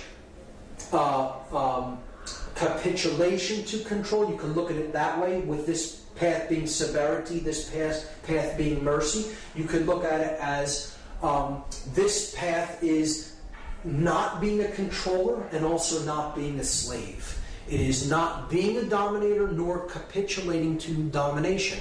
Therefore, the middle way, as it is called in Buddhism, the unification of male and female, the chemical wedding. It is the ascension from base consciousness through connection with conscience, the heart chakra, and attaining cosmic consciousness or higher level awareness, represented as the crown Sephirot. See, if you collapse these in, right? If you were to take these 3 levels and collapse them in right into the middle pillar to bring these dual aspect Sephirot into one, you would see that this really represents the chakra system. The 7 chakras. You would have the base chakra, the sacrum chakra. These 2 comprise the solar plexus chakra, the heart chakra. These 2 comprise the throat chakra. These 2 comprise the third eye chakra, and that comprises the crown chakra. So there's the 7 chakras. All right? And we see that would be on the middle pillar, and it would contain 7 chakras. And again, the middle pillar here is building 7. All correlates perfectly. Here are the chakras, representing the 7 planets. Up the middle pillar, the spinal column, the raising of the Kundalini energy up the spine and to the top of the head. From down here, the farthest out from the sun until we get up to the solar mind. And the earth being the heart chakra of the system. The earth and moon right in the middle. It would be the 4th of the 7 chakras. And that's what's ultimately being brought down. The consciousness is being destroyed and leveled by the leveling of these towers. Okay, so that's Kabbalah. That's the Kabbalistic aspect of the destruction of the World Trade Center buildings, the 3 pillars of the World Trade Center. The second occultic tradition, tarot, we see again the columns of Jachin and Boaz. Now, see, they're reversed in this example. They're the same way that they are in the Kabbalistic Sephirotic tree of life. But this is the male pillar, the light pillar, the pillar of mercy. This is the male pillar, because you're looking at the entrance of the temple. See, in the free Masonic tracing board that we discussed, the light pillar is on this side because you're on the outside of the temple walking in. In this example, you're inside the temple looking toward the outside, and the goddess is seated in the temple, and she's veiled from the outside. So if you were to picture yourself walking in from behind her, right, and she's veiled, the Jachin pillar would be to your left. And that is the male pillar, and here we see the male pillar with the phallic symbol. The feminine pillar, see, it's on her right side. This one's on her left side. So you have the feminine pillar, which would represent Boaz. The masculine pillar here would represent Jachin. The middle pillar represents the goddess. Again, it's a sacrifice of the goddess. Once again, we see it happening. Here we see she's the moon goddess. She has the cross on her chest, the cross of the sun, that she carries within, that she gives birth to. Here we see that the Sephirotic tree is behind her, because Tarot, Kabbalah, and Freemasonry are aspects of occultism that must be studied in conjunction with each other to fully understand them. The goddess holds the book of truth, the Torah, the law, the truth, and it is veiled by her cloak because no one knows how the story ends. The future is still to be written. So, in ancient goddess worship traditions, this goddess was known as Tara, T-A-R-A. And this is why, as a result of this ritual, we have a war on terror. But see, it's said, when it's said quickly, it morphs, and the word phonetically becomes terror. The war on terror. The war on the goddess, the war on the sacred feminine, the war on our emotional feminine aspect, to shut down conscience and to simply follow orders, to do whatever we are commanded to do, to simply follow orders without conscience being involved. The sacrifice of the goddess, care, conscience, the sacred feminine principle of the individual. So, again, this middle pillar is the most important. It is the synthesis between the masculine and feminine energies, the other two pillars. So, the third pillar is the principle of truth, because another name for this goddess in Egyptian tradition was Ta'urt. And Ta'urt's name kind of phonetically morphed until it became Taruth. And this is where we get the word truth out of. Phonetically, the word truth comes from a derivation of this goddess's name. So she is the goddess of truth. Now this is why there is a 9/11 truth movement, because they took too big of a chance in completing the ritual when no plane had hit it. See, a plane was more likely than not scheduled to hit that building, or something was scheduled to hit that building, whether you believe it's planes or whatever you believe actually struck, or the force that was used to bring down those buildings, to me is irrelevant. The buildings did disintegrate. They were brought down, okay? And whether you believe it's controlled demolition or even a more exotic technology is irrelevant as far as I'm concerned. The buildings were brought down, and that's the main thing. And the middle pillar, which represents the goddess It represents truth. It represents the path to higher consciousness, the unification of the masculine and feminine principles of consciousness within the individual are being destroyed. Ritualistically, symbolically, we're destroying the sacred feminine. We're destroying care. We're destroying conscience. We're destroying consciousness. We're destroying truth. Okay, that's what the ritual is about. And that is why Building 7 had to be brought down. Something went awry in the plan.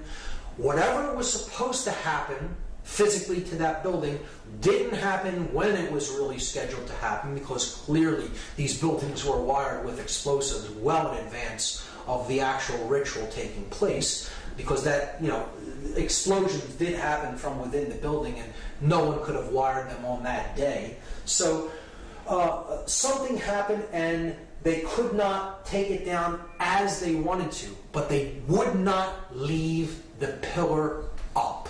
Because if they left it there, it would symbolically represent that the will still stands. The will to ascend in consciousness. It would symbolically represent that the truth still stands. That the goddess still stands. And they could not do that. They had to complete the symbolic interpretation of this mass ritual by bringing the middle pillar down, even if nothing had appeared to strike it, and that's why they brought it down at the end of the day. So that is the tarot aspect of it, and how the goddess ties into it. It is a symbolic sacrifice of the sacred feminine, of the goddess, once again. And now a clear example here of the three pillars that we've already seen in the Freemasonic tracing board. Again, the masculine or solar pillar of Joachim, the feminine or lunar pillar of Boaz, and then the pillar of Jacob, Jacob's ladder, the middle pillar, the one that gets you through the stargate, okay?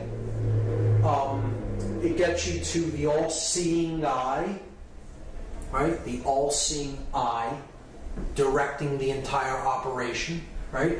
Takes you past that, through the stargate, to the realm where the true light is at, the intelligent principle of the universe. And this middle pillar is the synthesis between these two. So this is thesis, this is antithesis, antithesis, antithesis, and this is synthesis. That's the Hegelian dialectic. You are combining thesis with its antithesis to create the synthesis that you are looking for. And that is the ladder to higher consciousness, to higher ground, so to speak, from which you can see the entire game board. You can see the whole floor of the house, as they call it in Freemasonry. You're seeing it from a higher level perspective, and from that, a controller can play two sides off against each other. See, the one who achieves this level, the highest ground, the third pillar, the middle pillar, really sees things that one in base consciousness from the lower perspective, the dual perspective, cannot see things from. So they can be easily played off like a puppet master playing off two puppets on strings against each other. So that's how the Hegelian dialectic works, and that's exactly how they used this event. They're playing off two sides against each other, the Christian nations against the Muslim nations, when in fact, those who want the synthesis created the whole thing. They orchestrated the entire thing. And they got their synthesis, rushing off into wars with countries that really did not have anything to do with the events of that day, because it was a highly orchestrated occultic event controlled by the hidden sorcerers from behind the scenes, and this entire operation was directed from that all-seeing eye, the Pentagon. So bringing down the middle pillar at the end here could represent Well, once a puppet master climbs up to a higher level to control two sides against each other, he has to destroy his ladder so no one can come up to reach him where he's at to discover that he's the one pulling the strings. See, in that symbolic context, that's why they destroy the middle pillar there. So in any context, it works. To understand also in Freemasonry, Hiram Abiff is a representation of truth or conscience. Right? He is the middle pillar here. He is the grand architect of Solomon's temple, the greater architect. Hiram, king of Tyre, being the lesser architect, representing the square. Hiram Abiff represents this G in the middle, the grand architect. He is the grand architect for Solomon, who represents the compass on the Masonic compass and square. So he is also a manifestation of the truth that is the synthesis between the male and female aspects. See, and he's wearing a blindfold. Truth is blind. And again, it could symbolize an initiate who is initially blind, and then he gradually becomes the all-seeing guy through his ascent to the higher level of awareness. He begins on the floor of the house, blind to the light. He ends up at the all-seeing eye. Again, a symbolic understanding of consciousness as a journey from darkness into light. And this, again, is a representation of these pillars are a representation of the Temple of Solomon. And the original Temple of Solomon is the Giza complex. These pyramids are the mystery tradition's embodiment of the temple in man. That's what they were representing then. And the buildings in New York City are a rebuilding of this symbolic temple in New York City. Just like they were built in Giza, like the Temple of Solomon was built in Jerusalem, and then it was razed to the ground, and another version was built. It was rebuilt in New York City symbolically, and then it was destroyed again. And now they're planning on building another Temple of Solomon on the ground where the World Trade Center was destroyed. But they're doing it in a very different way this time, which we'll understand when we get to that slide. But see, Hiram Abiff, the ritual of becoming a Master Mason is about Hiram Abiff's ritual murder. And he says that he refuses to give the secrets of Freemasonry. He refuses to give the secret word of the Master Mason. He says, I will not give it to these ruffians who are accosting me. They want to know the word without doing the work. So he is ultimately slain by these ruffians for not giving the word, but he only tells them that you'll know the word of the Master Mason when the temple is rebuilt. This is a symbol that the temple in man, the brain, is ultimately in a state of total disrepair. It's been destroyed through manipulation and control and taking people's consciousness down to lower and lower levels and just completely being conditioned and accepting falsities as truths and refusing to accept truths as what is. So Hiram Abiff, as a representative and a servant of truth, refuses to capitulate to domination or become a dominator, and he is slain ritualistically for it. This is a representation of the aspect of consciousness that is base consciousness being slain and it being reborn through a connection to conscience as the widow's son. See, the widow's son is who Hiram Abiff is. And this is the son, again, of the limbic brain, the mother aspect, the feminine aspect, who does not have a male counterpart because the reptile complex, the base brain, has been put into check by our intuitive side and our conscience. So then the male child of proper moral action, the unified neocortex, is born of the widow, the mother without the father or the virgin birth. It's the Christ story retold in a different way. The widow's son is born. The unified neocortex bears the person of proper moral action because they're being born of the intuitive feminine part of the brain, and the male dominator reptilian part of the brain has fallen away. He's fallen dead. Okay, so that's what the story of Hiram Abiff is about. And he's saying to the ruffians, those in base consciousness who threatened to kill him for not giving the secrets of Freemasonry, you'll know the word when the temple here is rebuilt. And the word, the lost word of Freemasonry is equilibrium. That is the lost word. Because equilibrium is what we're striving for between the hemispheres of our brain and the masculine and feminine polarities that are indwelling within us.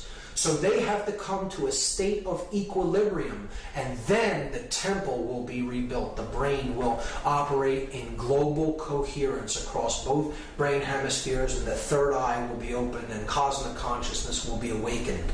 That is what this story is about, and that is what the ritual murder of Hiram Abiff is about. And we'll keep that in mind when we understand that there is a new temple being built on the ruins of the old temple in New York City. Again, the complex of the World Trade Center is a symbolic representation of the original Temple of Solomon, the pyramid complex at Giza. Rebuilt in Washington, D.C., here we see the 3 pillars at Giza, 2 extremely large towers or pillars, and 1 small one. And we see it rebuilt here, the 2 large towers, and then the one that is less than half of the size of the other 2.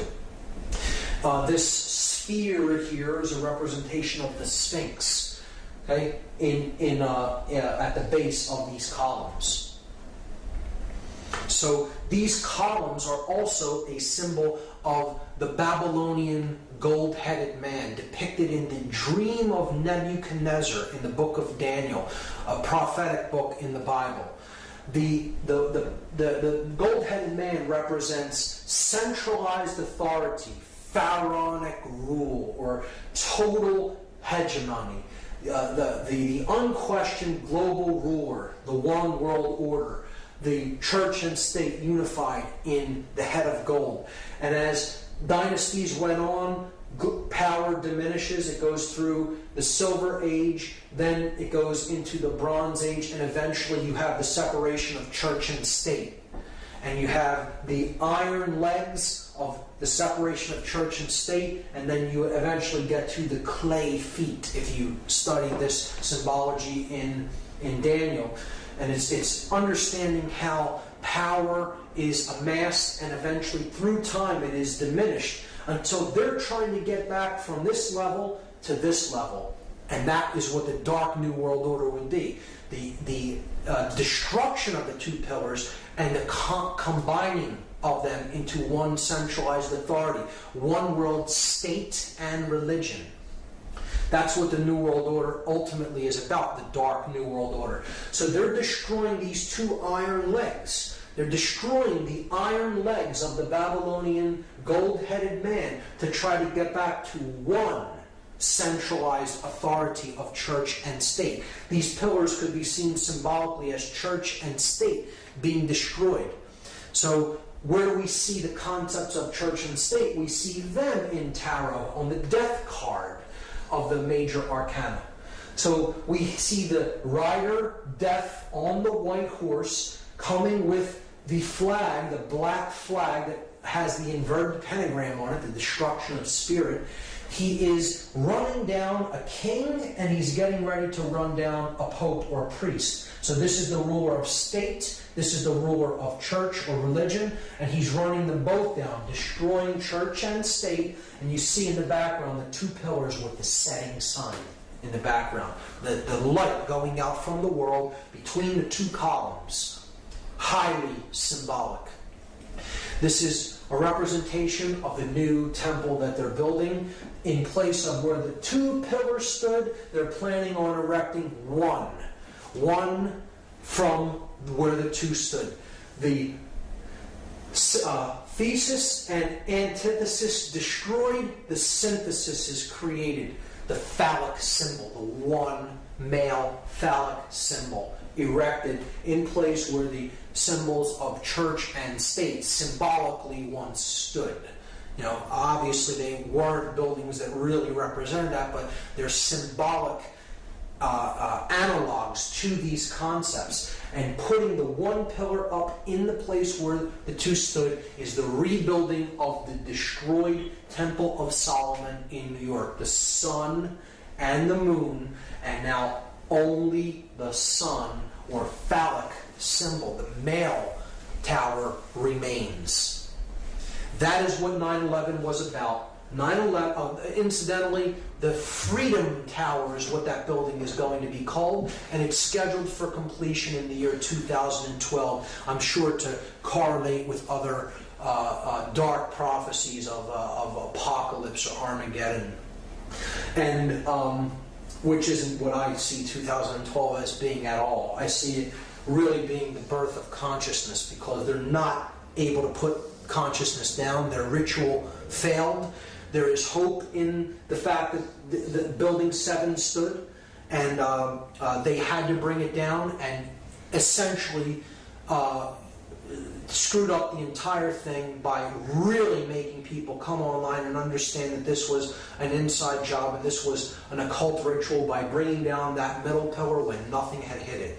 So that was the ultimate mistake in this whole ritual enactment, and as far as I'm concerned, they did not fulfill the agenda that they were trying to fulfill by this ritual being enacted. Instead, they initiated a great awakening within the human population.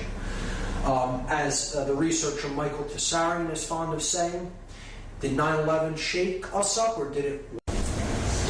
So now, just as we did with the reverse of the Great Seal on the back of the $1 bill, I'm going to examine the gematria, the occultic numerology involved in the 9/11 event. These are the numbers of the 3 flights that struck these 3 buildings. The North Tower was struck by Flight 11, the South Tower was struck by Flight 175, and the Pentagon was allegedly struck by Flight 77. Now, there is another flight that was involved on that day that crashed in Shanksville, Pennsylvania by an unknown act of will, shall we say. And this was Flight 93, and it is my contention that Flight 93 was indeed headed for World Trade Center number 7, Building 7 of the Trade Center, not to Washington, D.C., as is claimed. And this, to me, makes much more sense than it heading toward Washington, D.C., because I believe it was there to strike a building that had already been wired to allegedly collapse, as the 2 Twin Towers were, and that was Building 7. And the flight not making it to that building meant that they had to make a decision about whether to pull that building or to allow it to stand, and we know what they chose. So I'm going to place 93 over Building 7, and at first this would seem like a very arbitrary arrangement of numbers, and that these numbers don't have any commonalities to them, until we begin to perform gematria upon them. And then we see a very clear pattern emerge. So, I'm going to leave 11 as is for now, and I'm going to reduce or add these 2 numbers together and get a total. So 9 plus 3 is 12. 1 plus 7 plus 5 is 13, and 7 plus 7 is 14. So now, the 4 of the 4 planes, we have a clear pattern. We have the pattern 11, 12, 13, and 14. And we can further reduce those down to 1 digit. We add 1 plus 1 and we get 2. 1 plus 2 is 3. 1 plus 3 is 4. 1 plus 4 is 5. So we have the pattern 2, 3, 4, 5.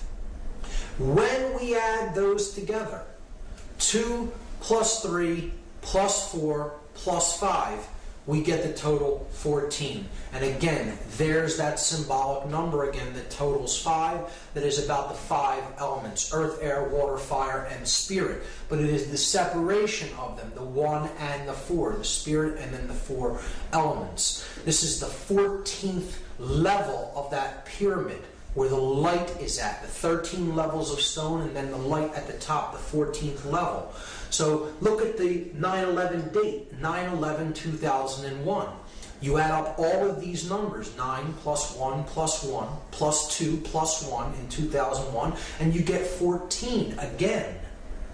So not only is it the date, it's the powers that did the act.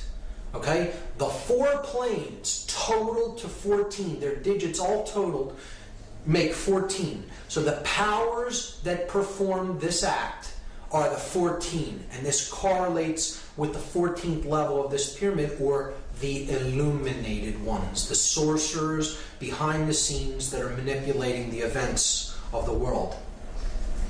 So we have this arrangement on the building: 77 at the Pentagon, 11 at the North Tower, 175 at the South Tower, 93 at Building 7. If we add the 2 planes that struck these towers together, we get the number 186. 175 plus 11 is 186. Now, these are the planes that struck the twin towers, the North and South Tower. What if we equally distribute that number between the 2 buildings by dividing it into 2? 186 divided by 2 is 93.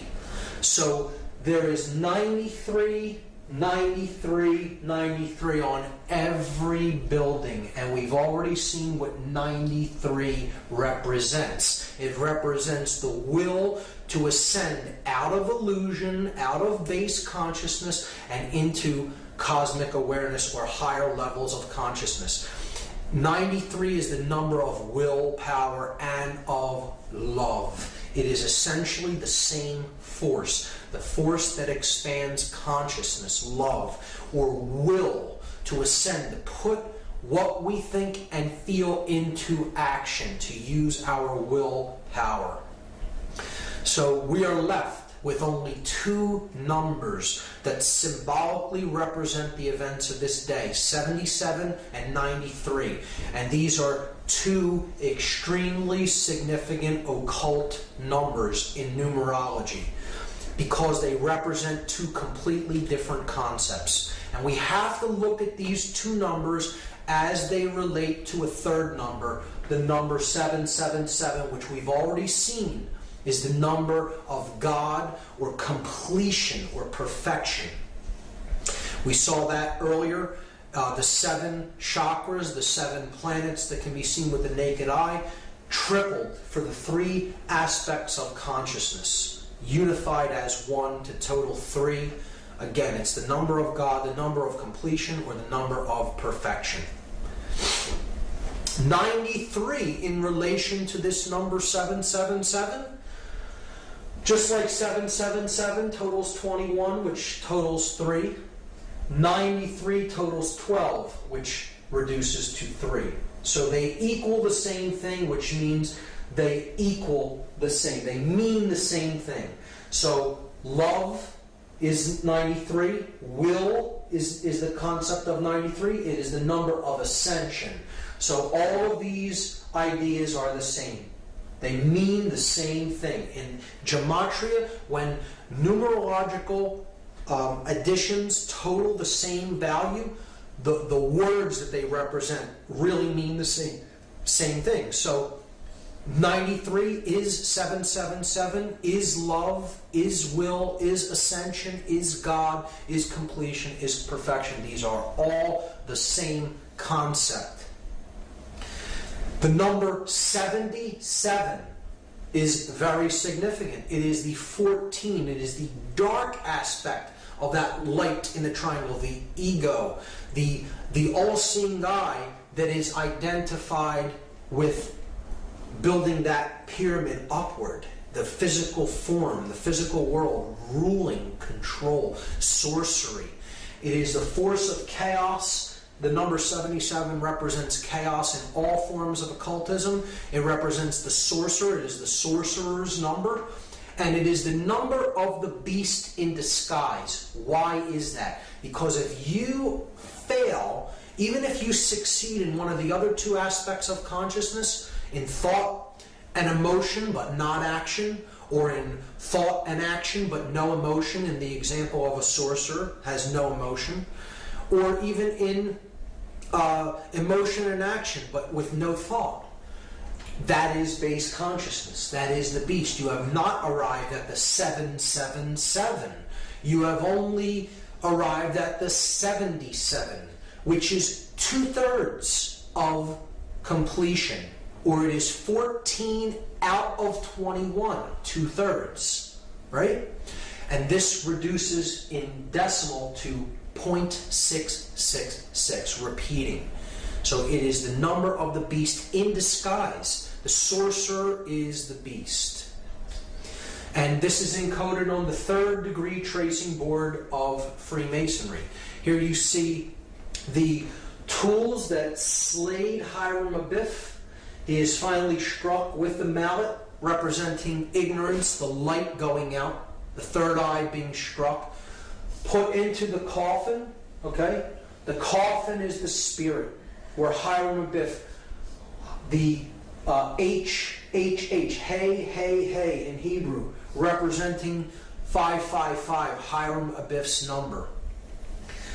He is in his coffin because he is the spirit, he is the truth, he is the light, and he is the skull and bones is placed on top of the coffin, symbolic of the sorcerer. The sorcerer who conquers his spirit, so that the skull, cleverness, thought and cleverness, left brain cleverness, plus the will to act, reigns over the spirit. The sorcerer has cleverness, he has the will to put his cleverness into action, but he has no conscience. The conscience is entombed in that coffin. And an individual such as this is headed west. They are headed toward the realm of darkness and death, to the west, not toward the realm of light, to the east.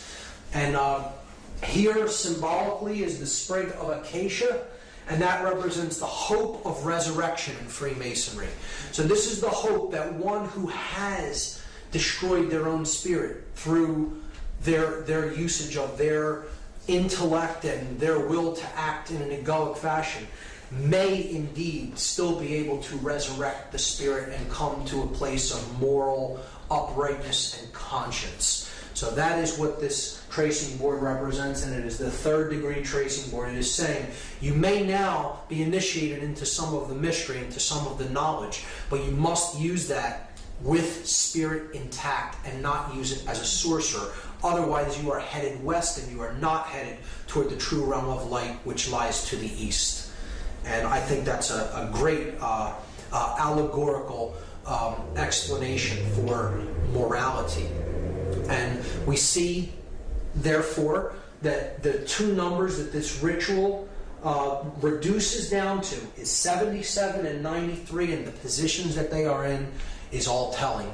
The purpose of the ritual is so that the sorcerers that are consider themselves the all-seeing eye of consciousness, okay, are destroying others' ability to find truth, to give birth to conscience, and to rise in consciousness. And they're destroying that ladder to the higher realms of consciousness. Or if we replace 77 and 93 with their symbolic analog, 77 the number of the beast in disguise, 93 another variant for 777 the number of God. Look at what this ritual is really about symbolically. It is about the beast reigning above God, the beast becoming God and destroying God. That's what it's ultimately about. That's how dark this ritual really is. It is about the ego and illusion conquering the spirit and conquering higher consciousness. We can see that it is encoded in the date itself. 9/11 reduces to 9/2. 2. We're just adding the 2 ones together. And there we have, symbolically, the entire ritual encapsulated in the name. 9/11 is 92. See, it is not 93. It's 1 short of love, of ascension, of will, of God. It is falling short of the divine. That's what this whole event was about. That the idea that human will is falling short, and now the time of the beast is upon us. See, 92 out of 93, falling short of love, will, ascension, God, reduces to 11 out of 12, which reduces to 2 out of 3, which again is the number of base consciousness. It is the number of the beast when it is reduced to its decimal format. And that's what the whole ritual of 9/11 was ultimately all about. It is about the destruction of the ladder to God, bringing down the Kabbalistic tree of life, the 10 Sephirot, 1, 2, and 7, bringing them down to destroy the ladder with which we can use to ascend in consciousness. It is about the destruction of the truth and the goddess, a human sacrifice ritual. Those people were ritualistically sacrificed in this evil doing. And it is about the destruction of the sacred feminine, of care, of truth. Another ritual to immolate the goddess of care. The goddess that represents the earth, Terra. Again, you hear politicians say, if you are not with us, you are with the terrorists. Tara, the goddess, the Mother Earth. Terra is the name for earth. If you're not with us, you're with those who side with the earth and the Mother Goddess, right? And it was also used to create the Hegelian dialectic, the bringing down of thesis and antithesis to create synthesis, the sorcerer's middle pillar. That's what the event of 9/11/2001 was all about. An occult ritual to bring about the dark, modified version of the Hegelian dialectic. Chaos, confusion, opportunity.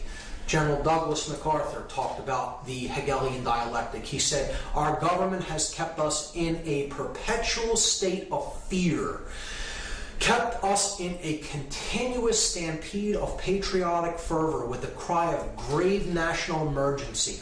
Always there has been some terrible evil at home or some monstrous foreign power that was going to gobble us up if we did not blindly rally behind it.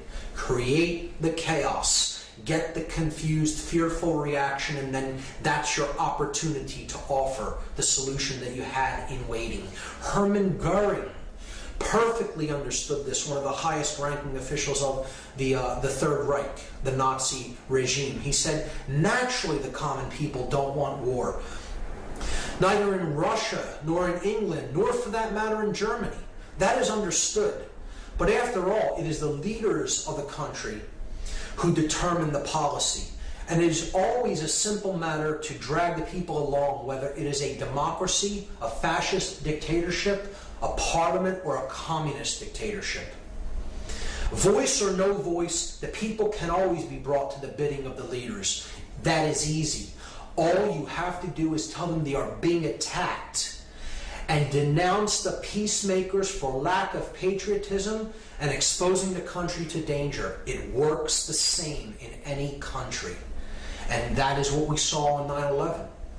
Except it wasn't just telling the people that they were attacked. This is what Hitler did. Hitler burned his own Reichstag building, the German parliamentary building in Germany.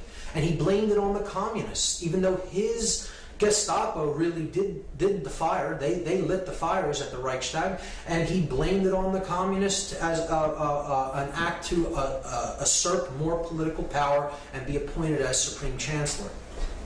Goering was describing the Hegelian dialectic exactly. Benjamin Franklin made this statement: those who would give up essential liberty to purchase a little temporary safety deserve neither liberty nor safety. And we have neither as a result of going along with this witch hunt and this hunting for the boogeyman that perpetuated 9/11, because Middle Eastern terrorists did not do this event. It was a staged, orchestrated, occult ritual that has nothing to do with Islamic fundamentalism whatsoever. Voltaire said that those who can make you believe absurdities can make you commit atrocities. If you go along with what simply is not true, you can be led into any number of atrocious actions. And really, that's what the ritual was all about, to keep us in a perpetual state of fear so that we are easier to control. And that's what the whole fear of terrorism and the terror alert system is all about. See, just like Hitler burned his parliamentary building, we had our Reichstag fire called the 9/11 event, and it's just about an attack on civil liberties and our rights and our right for freedom of speech, and just to curtail all the God-given rights that we already possess as an attack on our personal sovereignty. And people will be willing to give up more personal sovereign rights if their consciousness is shut down through fear. They bought into the fear, and now we're going off in other lands that really had nothing to do with this event, and we're waging war and killing millions of innocent people as a result of this total fraudulent staged event. And these are the atrocities that we're committing because we've believed in this absurdity. The murder of children, torture, now seen as acceptable in many circles, absolutely reprehensible actions perpetrated upon people that do not deserve to be treated like animals, which is what they're doing to many of the prisoners that they're holding in oftentimes secret prison camps. And it's just a further perpetuation of suffering and fear into the world that is a self-perpetuating cycle and creates more and more of the same dynamic: fear, disorder, chaos. That's what the whole event was about. Encapsulated in the 33rd degree of the 33rd degree of the Order of Freemasonry is this symbol, the double-headed eagle, which represents he who sees the past and the future, because ultimately the same force is controlling both and directing both. And it's about order out of chaos. Deus meum quae jus is a Latin phrase that means God and my right. God and my right, like the divine right of kings. And ordo ab chaos, another emblem of the 33rd degree, chaos, sorcery. Our brand of order out of our brand of chaos. Now, there is a positive interpretation of this emblem and of the phrase ordo ab chaos. Order does indeed arise from chaotic situations when you look at putting water into a vessel and taking it from one level up to a higher level. That is the way consciousness ascends. It has to be a chaotic event, but then it comes up to a higher level, and then it maintains equilibrium and order again. So that is a way of seeing this principle as in a positive way. But in this event, certainly dark occultists manipulating sorcerers are orchestrating this event as an example of chaos sorcery, chaos magic, to bring about their Hegelian dialectical order out of the chaotic events that they themselves orchestrated. And that is the final method of manipulation. So now, the last thing I'm going to do in part 2 is talk about what is the globalist esoteric agenda. What is the ultimate agenda that the globalists want to see brought about? Why are they doing all of these things? Why all of this manipulation and mind control? What is the end game? What is the end result of what they're trying to accomplish? What is their agenda? And J. Edgar Hoover former FBI director, made this statement: the individual is handicapped by coming face to face with a conspiracy so monstrous he cannot believe it exists. The American mind simply has not come to a realization of the evil which has been introduced into our midst. It rejects even the assumption that human creatures could espouse a philosophy which must ultimately destroy all that is good and decent. See, this is why we're in such denial, why we're in such cognitive dissonance about all of this. People will say, I don't care if I had absolute definitive proof that this is exactly what happened and how it happened. I won't believe it anyway. I will choose to believe in something that isn't true because my mind can't go there. It's too uncomfortable for me to accept. And this is the condition Hoover, right here, a former FBI director, is describing. He's describing cognitive dissonance, psychological denial that comes from the refusal to accept the fact that things are as bad as they are. David Rockefeller described this New World Order, what they're trying to put into effect. This agenda, he described it. He said, we are grateful to the Washington Post, the New York Times, Time Magazine, and other great publications whose directors have attended our meetings and respected their promises of discretion for almost 40 years.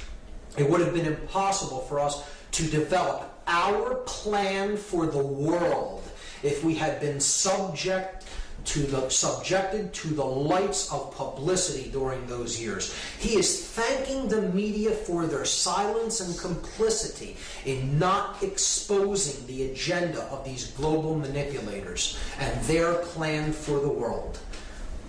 He said, the world is now more sophisticated and prepared to march toward a world government.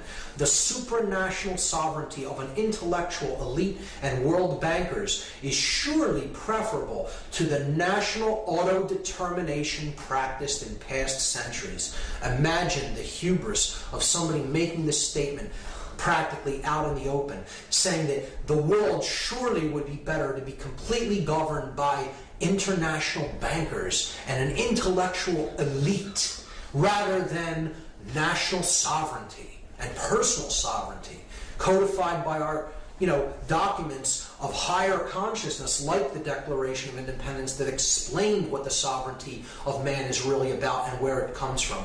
And he's saying out in the open, why have that when you can have rule by international banking dynasties? This is what the agenda is all about. The elite want to get back to the Babylonian gold-headed man. They want to get back to 100% total control of all the resources and all the minds on the planet as God on the earth, the all-seeing eye in human form, that which is omnipresent, omnipotent, and all-powerful. All-powerful, all-knowing, all-seeing, present everywhere. So this is the rulership of church and state in one. Church and state are obliterated and they are replaced by one sovereign, ruling, global elite class that runs the state and the religion, and they're one and the same. Just like Nazi Germany tried to do, but this would be the new version, the Fourth Reich, Nazi Germany on technological steroids, taken to a whole new level by advanced technology. 1984, as written out by George Orwell in his brilliant novel, like the Ingsoc Party. Total 100% control of everything that is true, everything that is believed, everything that is done. They are the arbiters of truth. They're God on earth. That's what they want to accomplish. They're putting this into practice through trying to eliminate national sovereignty through the erasure of borders and to create national superblock states of nations like they're doing with the European Union and like they want to try to create with the North American Union of Canada, the United States, and Mexico. Their plans for this have been slowed, but I think they're going to use the economic crisis to try to put them into a more forward state of advance.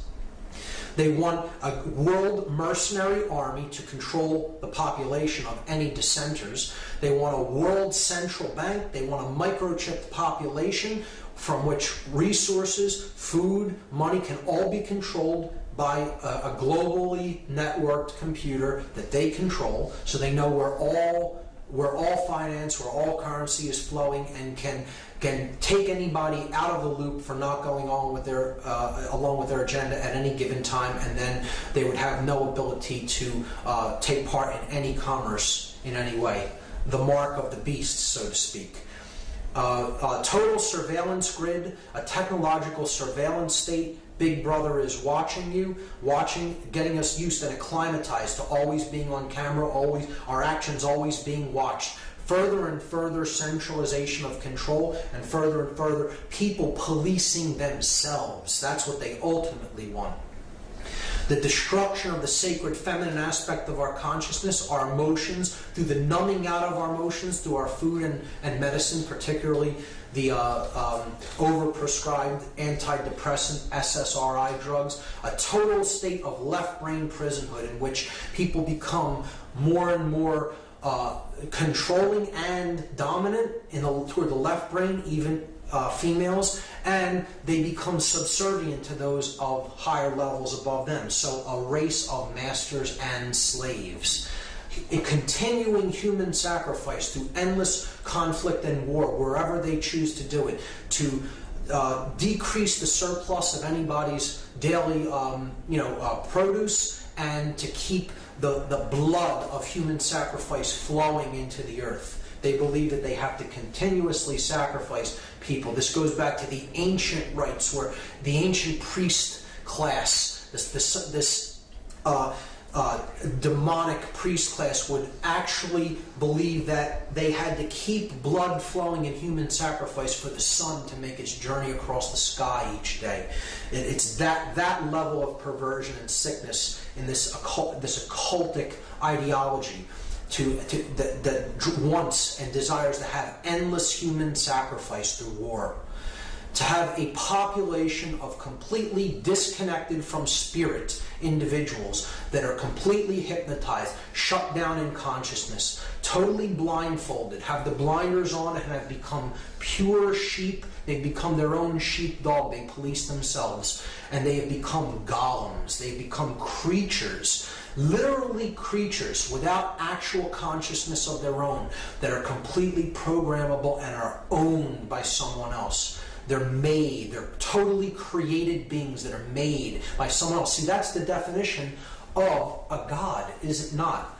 It's a being that is capable of creating another being in its own image and likeness. And that's what they want to create. They want to create a being that looks like that. That's how they look inside. That's how much they rage against what is. They are actually that golem on the inside, and they want to create that in the external world, because that is how they ultimately feel about themselves and the world. Julian Huxley described this total scientific dictatorship. He said that a really efficient totalitarian state would be one in which the all-powerful executive of political bosses and their army of managers control a population of slaves who do not have to be coerced because they love their servitude. This is a person who studied eugenics and mind control, and he was explaining what the New World Order that they're trying to build really is. Slaves that love their enslavement because they have become so dependent on the big daddy state. What this all boils down to, once again, the New World Order is about human enslavement. It is about slavery, a society of perfect evil. Perfected evil is the state when every being in a society is both simultaneously a master and a slave. They have subordinates under them, which they dominate, push around, and are masters of, while simultaneously they follow orders from an elite class above them, and so they are subjugated and enslaved to a hierarchy above that. And it just goes on and on up the chain. No one is free in a society of total human enslavement, no matter how high they are on the hierarchy, because ultimately you can get to the highest level in a physical body and physical form, and ultimately they are serving the dark force of consciousness. They are ultimately enslaved by their own fear. They are ultimately enslaved by their own ego, and they are ultimately enslaved by illusion. The belief that you can or have a right to attempt to control anyone or anything outside of your own thoughts, your own emotions, and your own actions, because that's the only thing you have any right to control, and that's the only thing you can control. Everything else is an illusion, and if you attempt to control, you are ultimately enslaving yourself. There is no such thing as control in the three-dimensional reality. There is no such thing as authority here in this realm. Authority does not exist in this realm. There is only one authority, and no man is it. This system, this new world order, is destined to fail for that very reason. You cannot go against what is. You cannot expect to stand up to the force of creation and win. Plato made this statement: the price that good men pay for their indifference to public affairs is to be ruled by evil men. So we may get ourselves into a deep mess of things and eventually end up being ruled for a time by these tyrants, by these controllers, by these sorcerers. And if that occurs, that will only be for one reason. We did not develop the care enough to do anything about it. We did not care. Our indifference to what is going on, to the suffering that's taking place around us, is the only thing that can create our enslavement. And in fact, it is what is driving this process of enslavement. The fact that we do not care about the suffering of anyone but ourselves when we experience it is what's creating this dynamic. And that is what the New World Order is. The dark New World Order is that pyramid of enslavement controlled by an intellectual elite with no conscience, that is in the know about how consciousness works, is keeping others in the dark with their own will. They're using their desire to stay in ignorance against them and keeping them at lower levels of knowledge, not understanding what they're part of, being the bricks in that pyramid to build their dark New World Order and put the light of creation out of this world forever. So they think they can accomplish that. And that is the idea of hell on earth, the perfect state of evil, the slave and master world in which every being is simultaneously a slave and a master of a slave. Hell on earth, it has been described as the dark New World Order. So that is the end of part 3. That is the ultimate agenda that the globalists have for humanity in mind. And in the next part, in part 3, I will be going into how to apply consciousness to this problem so that we can solve it and get out of the current state, the current problem that we are experiencing. So part 3 will be solving the problem through applying what we've learned about consciousness.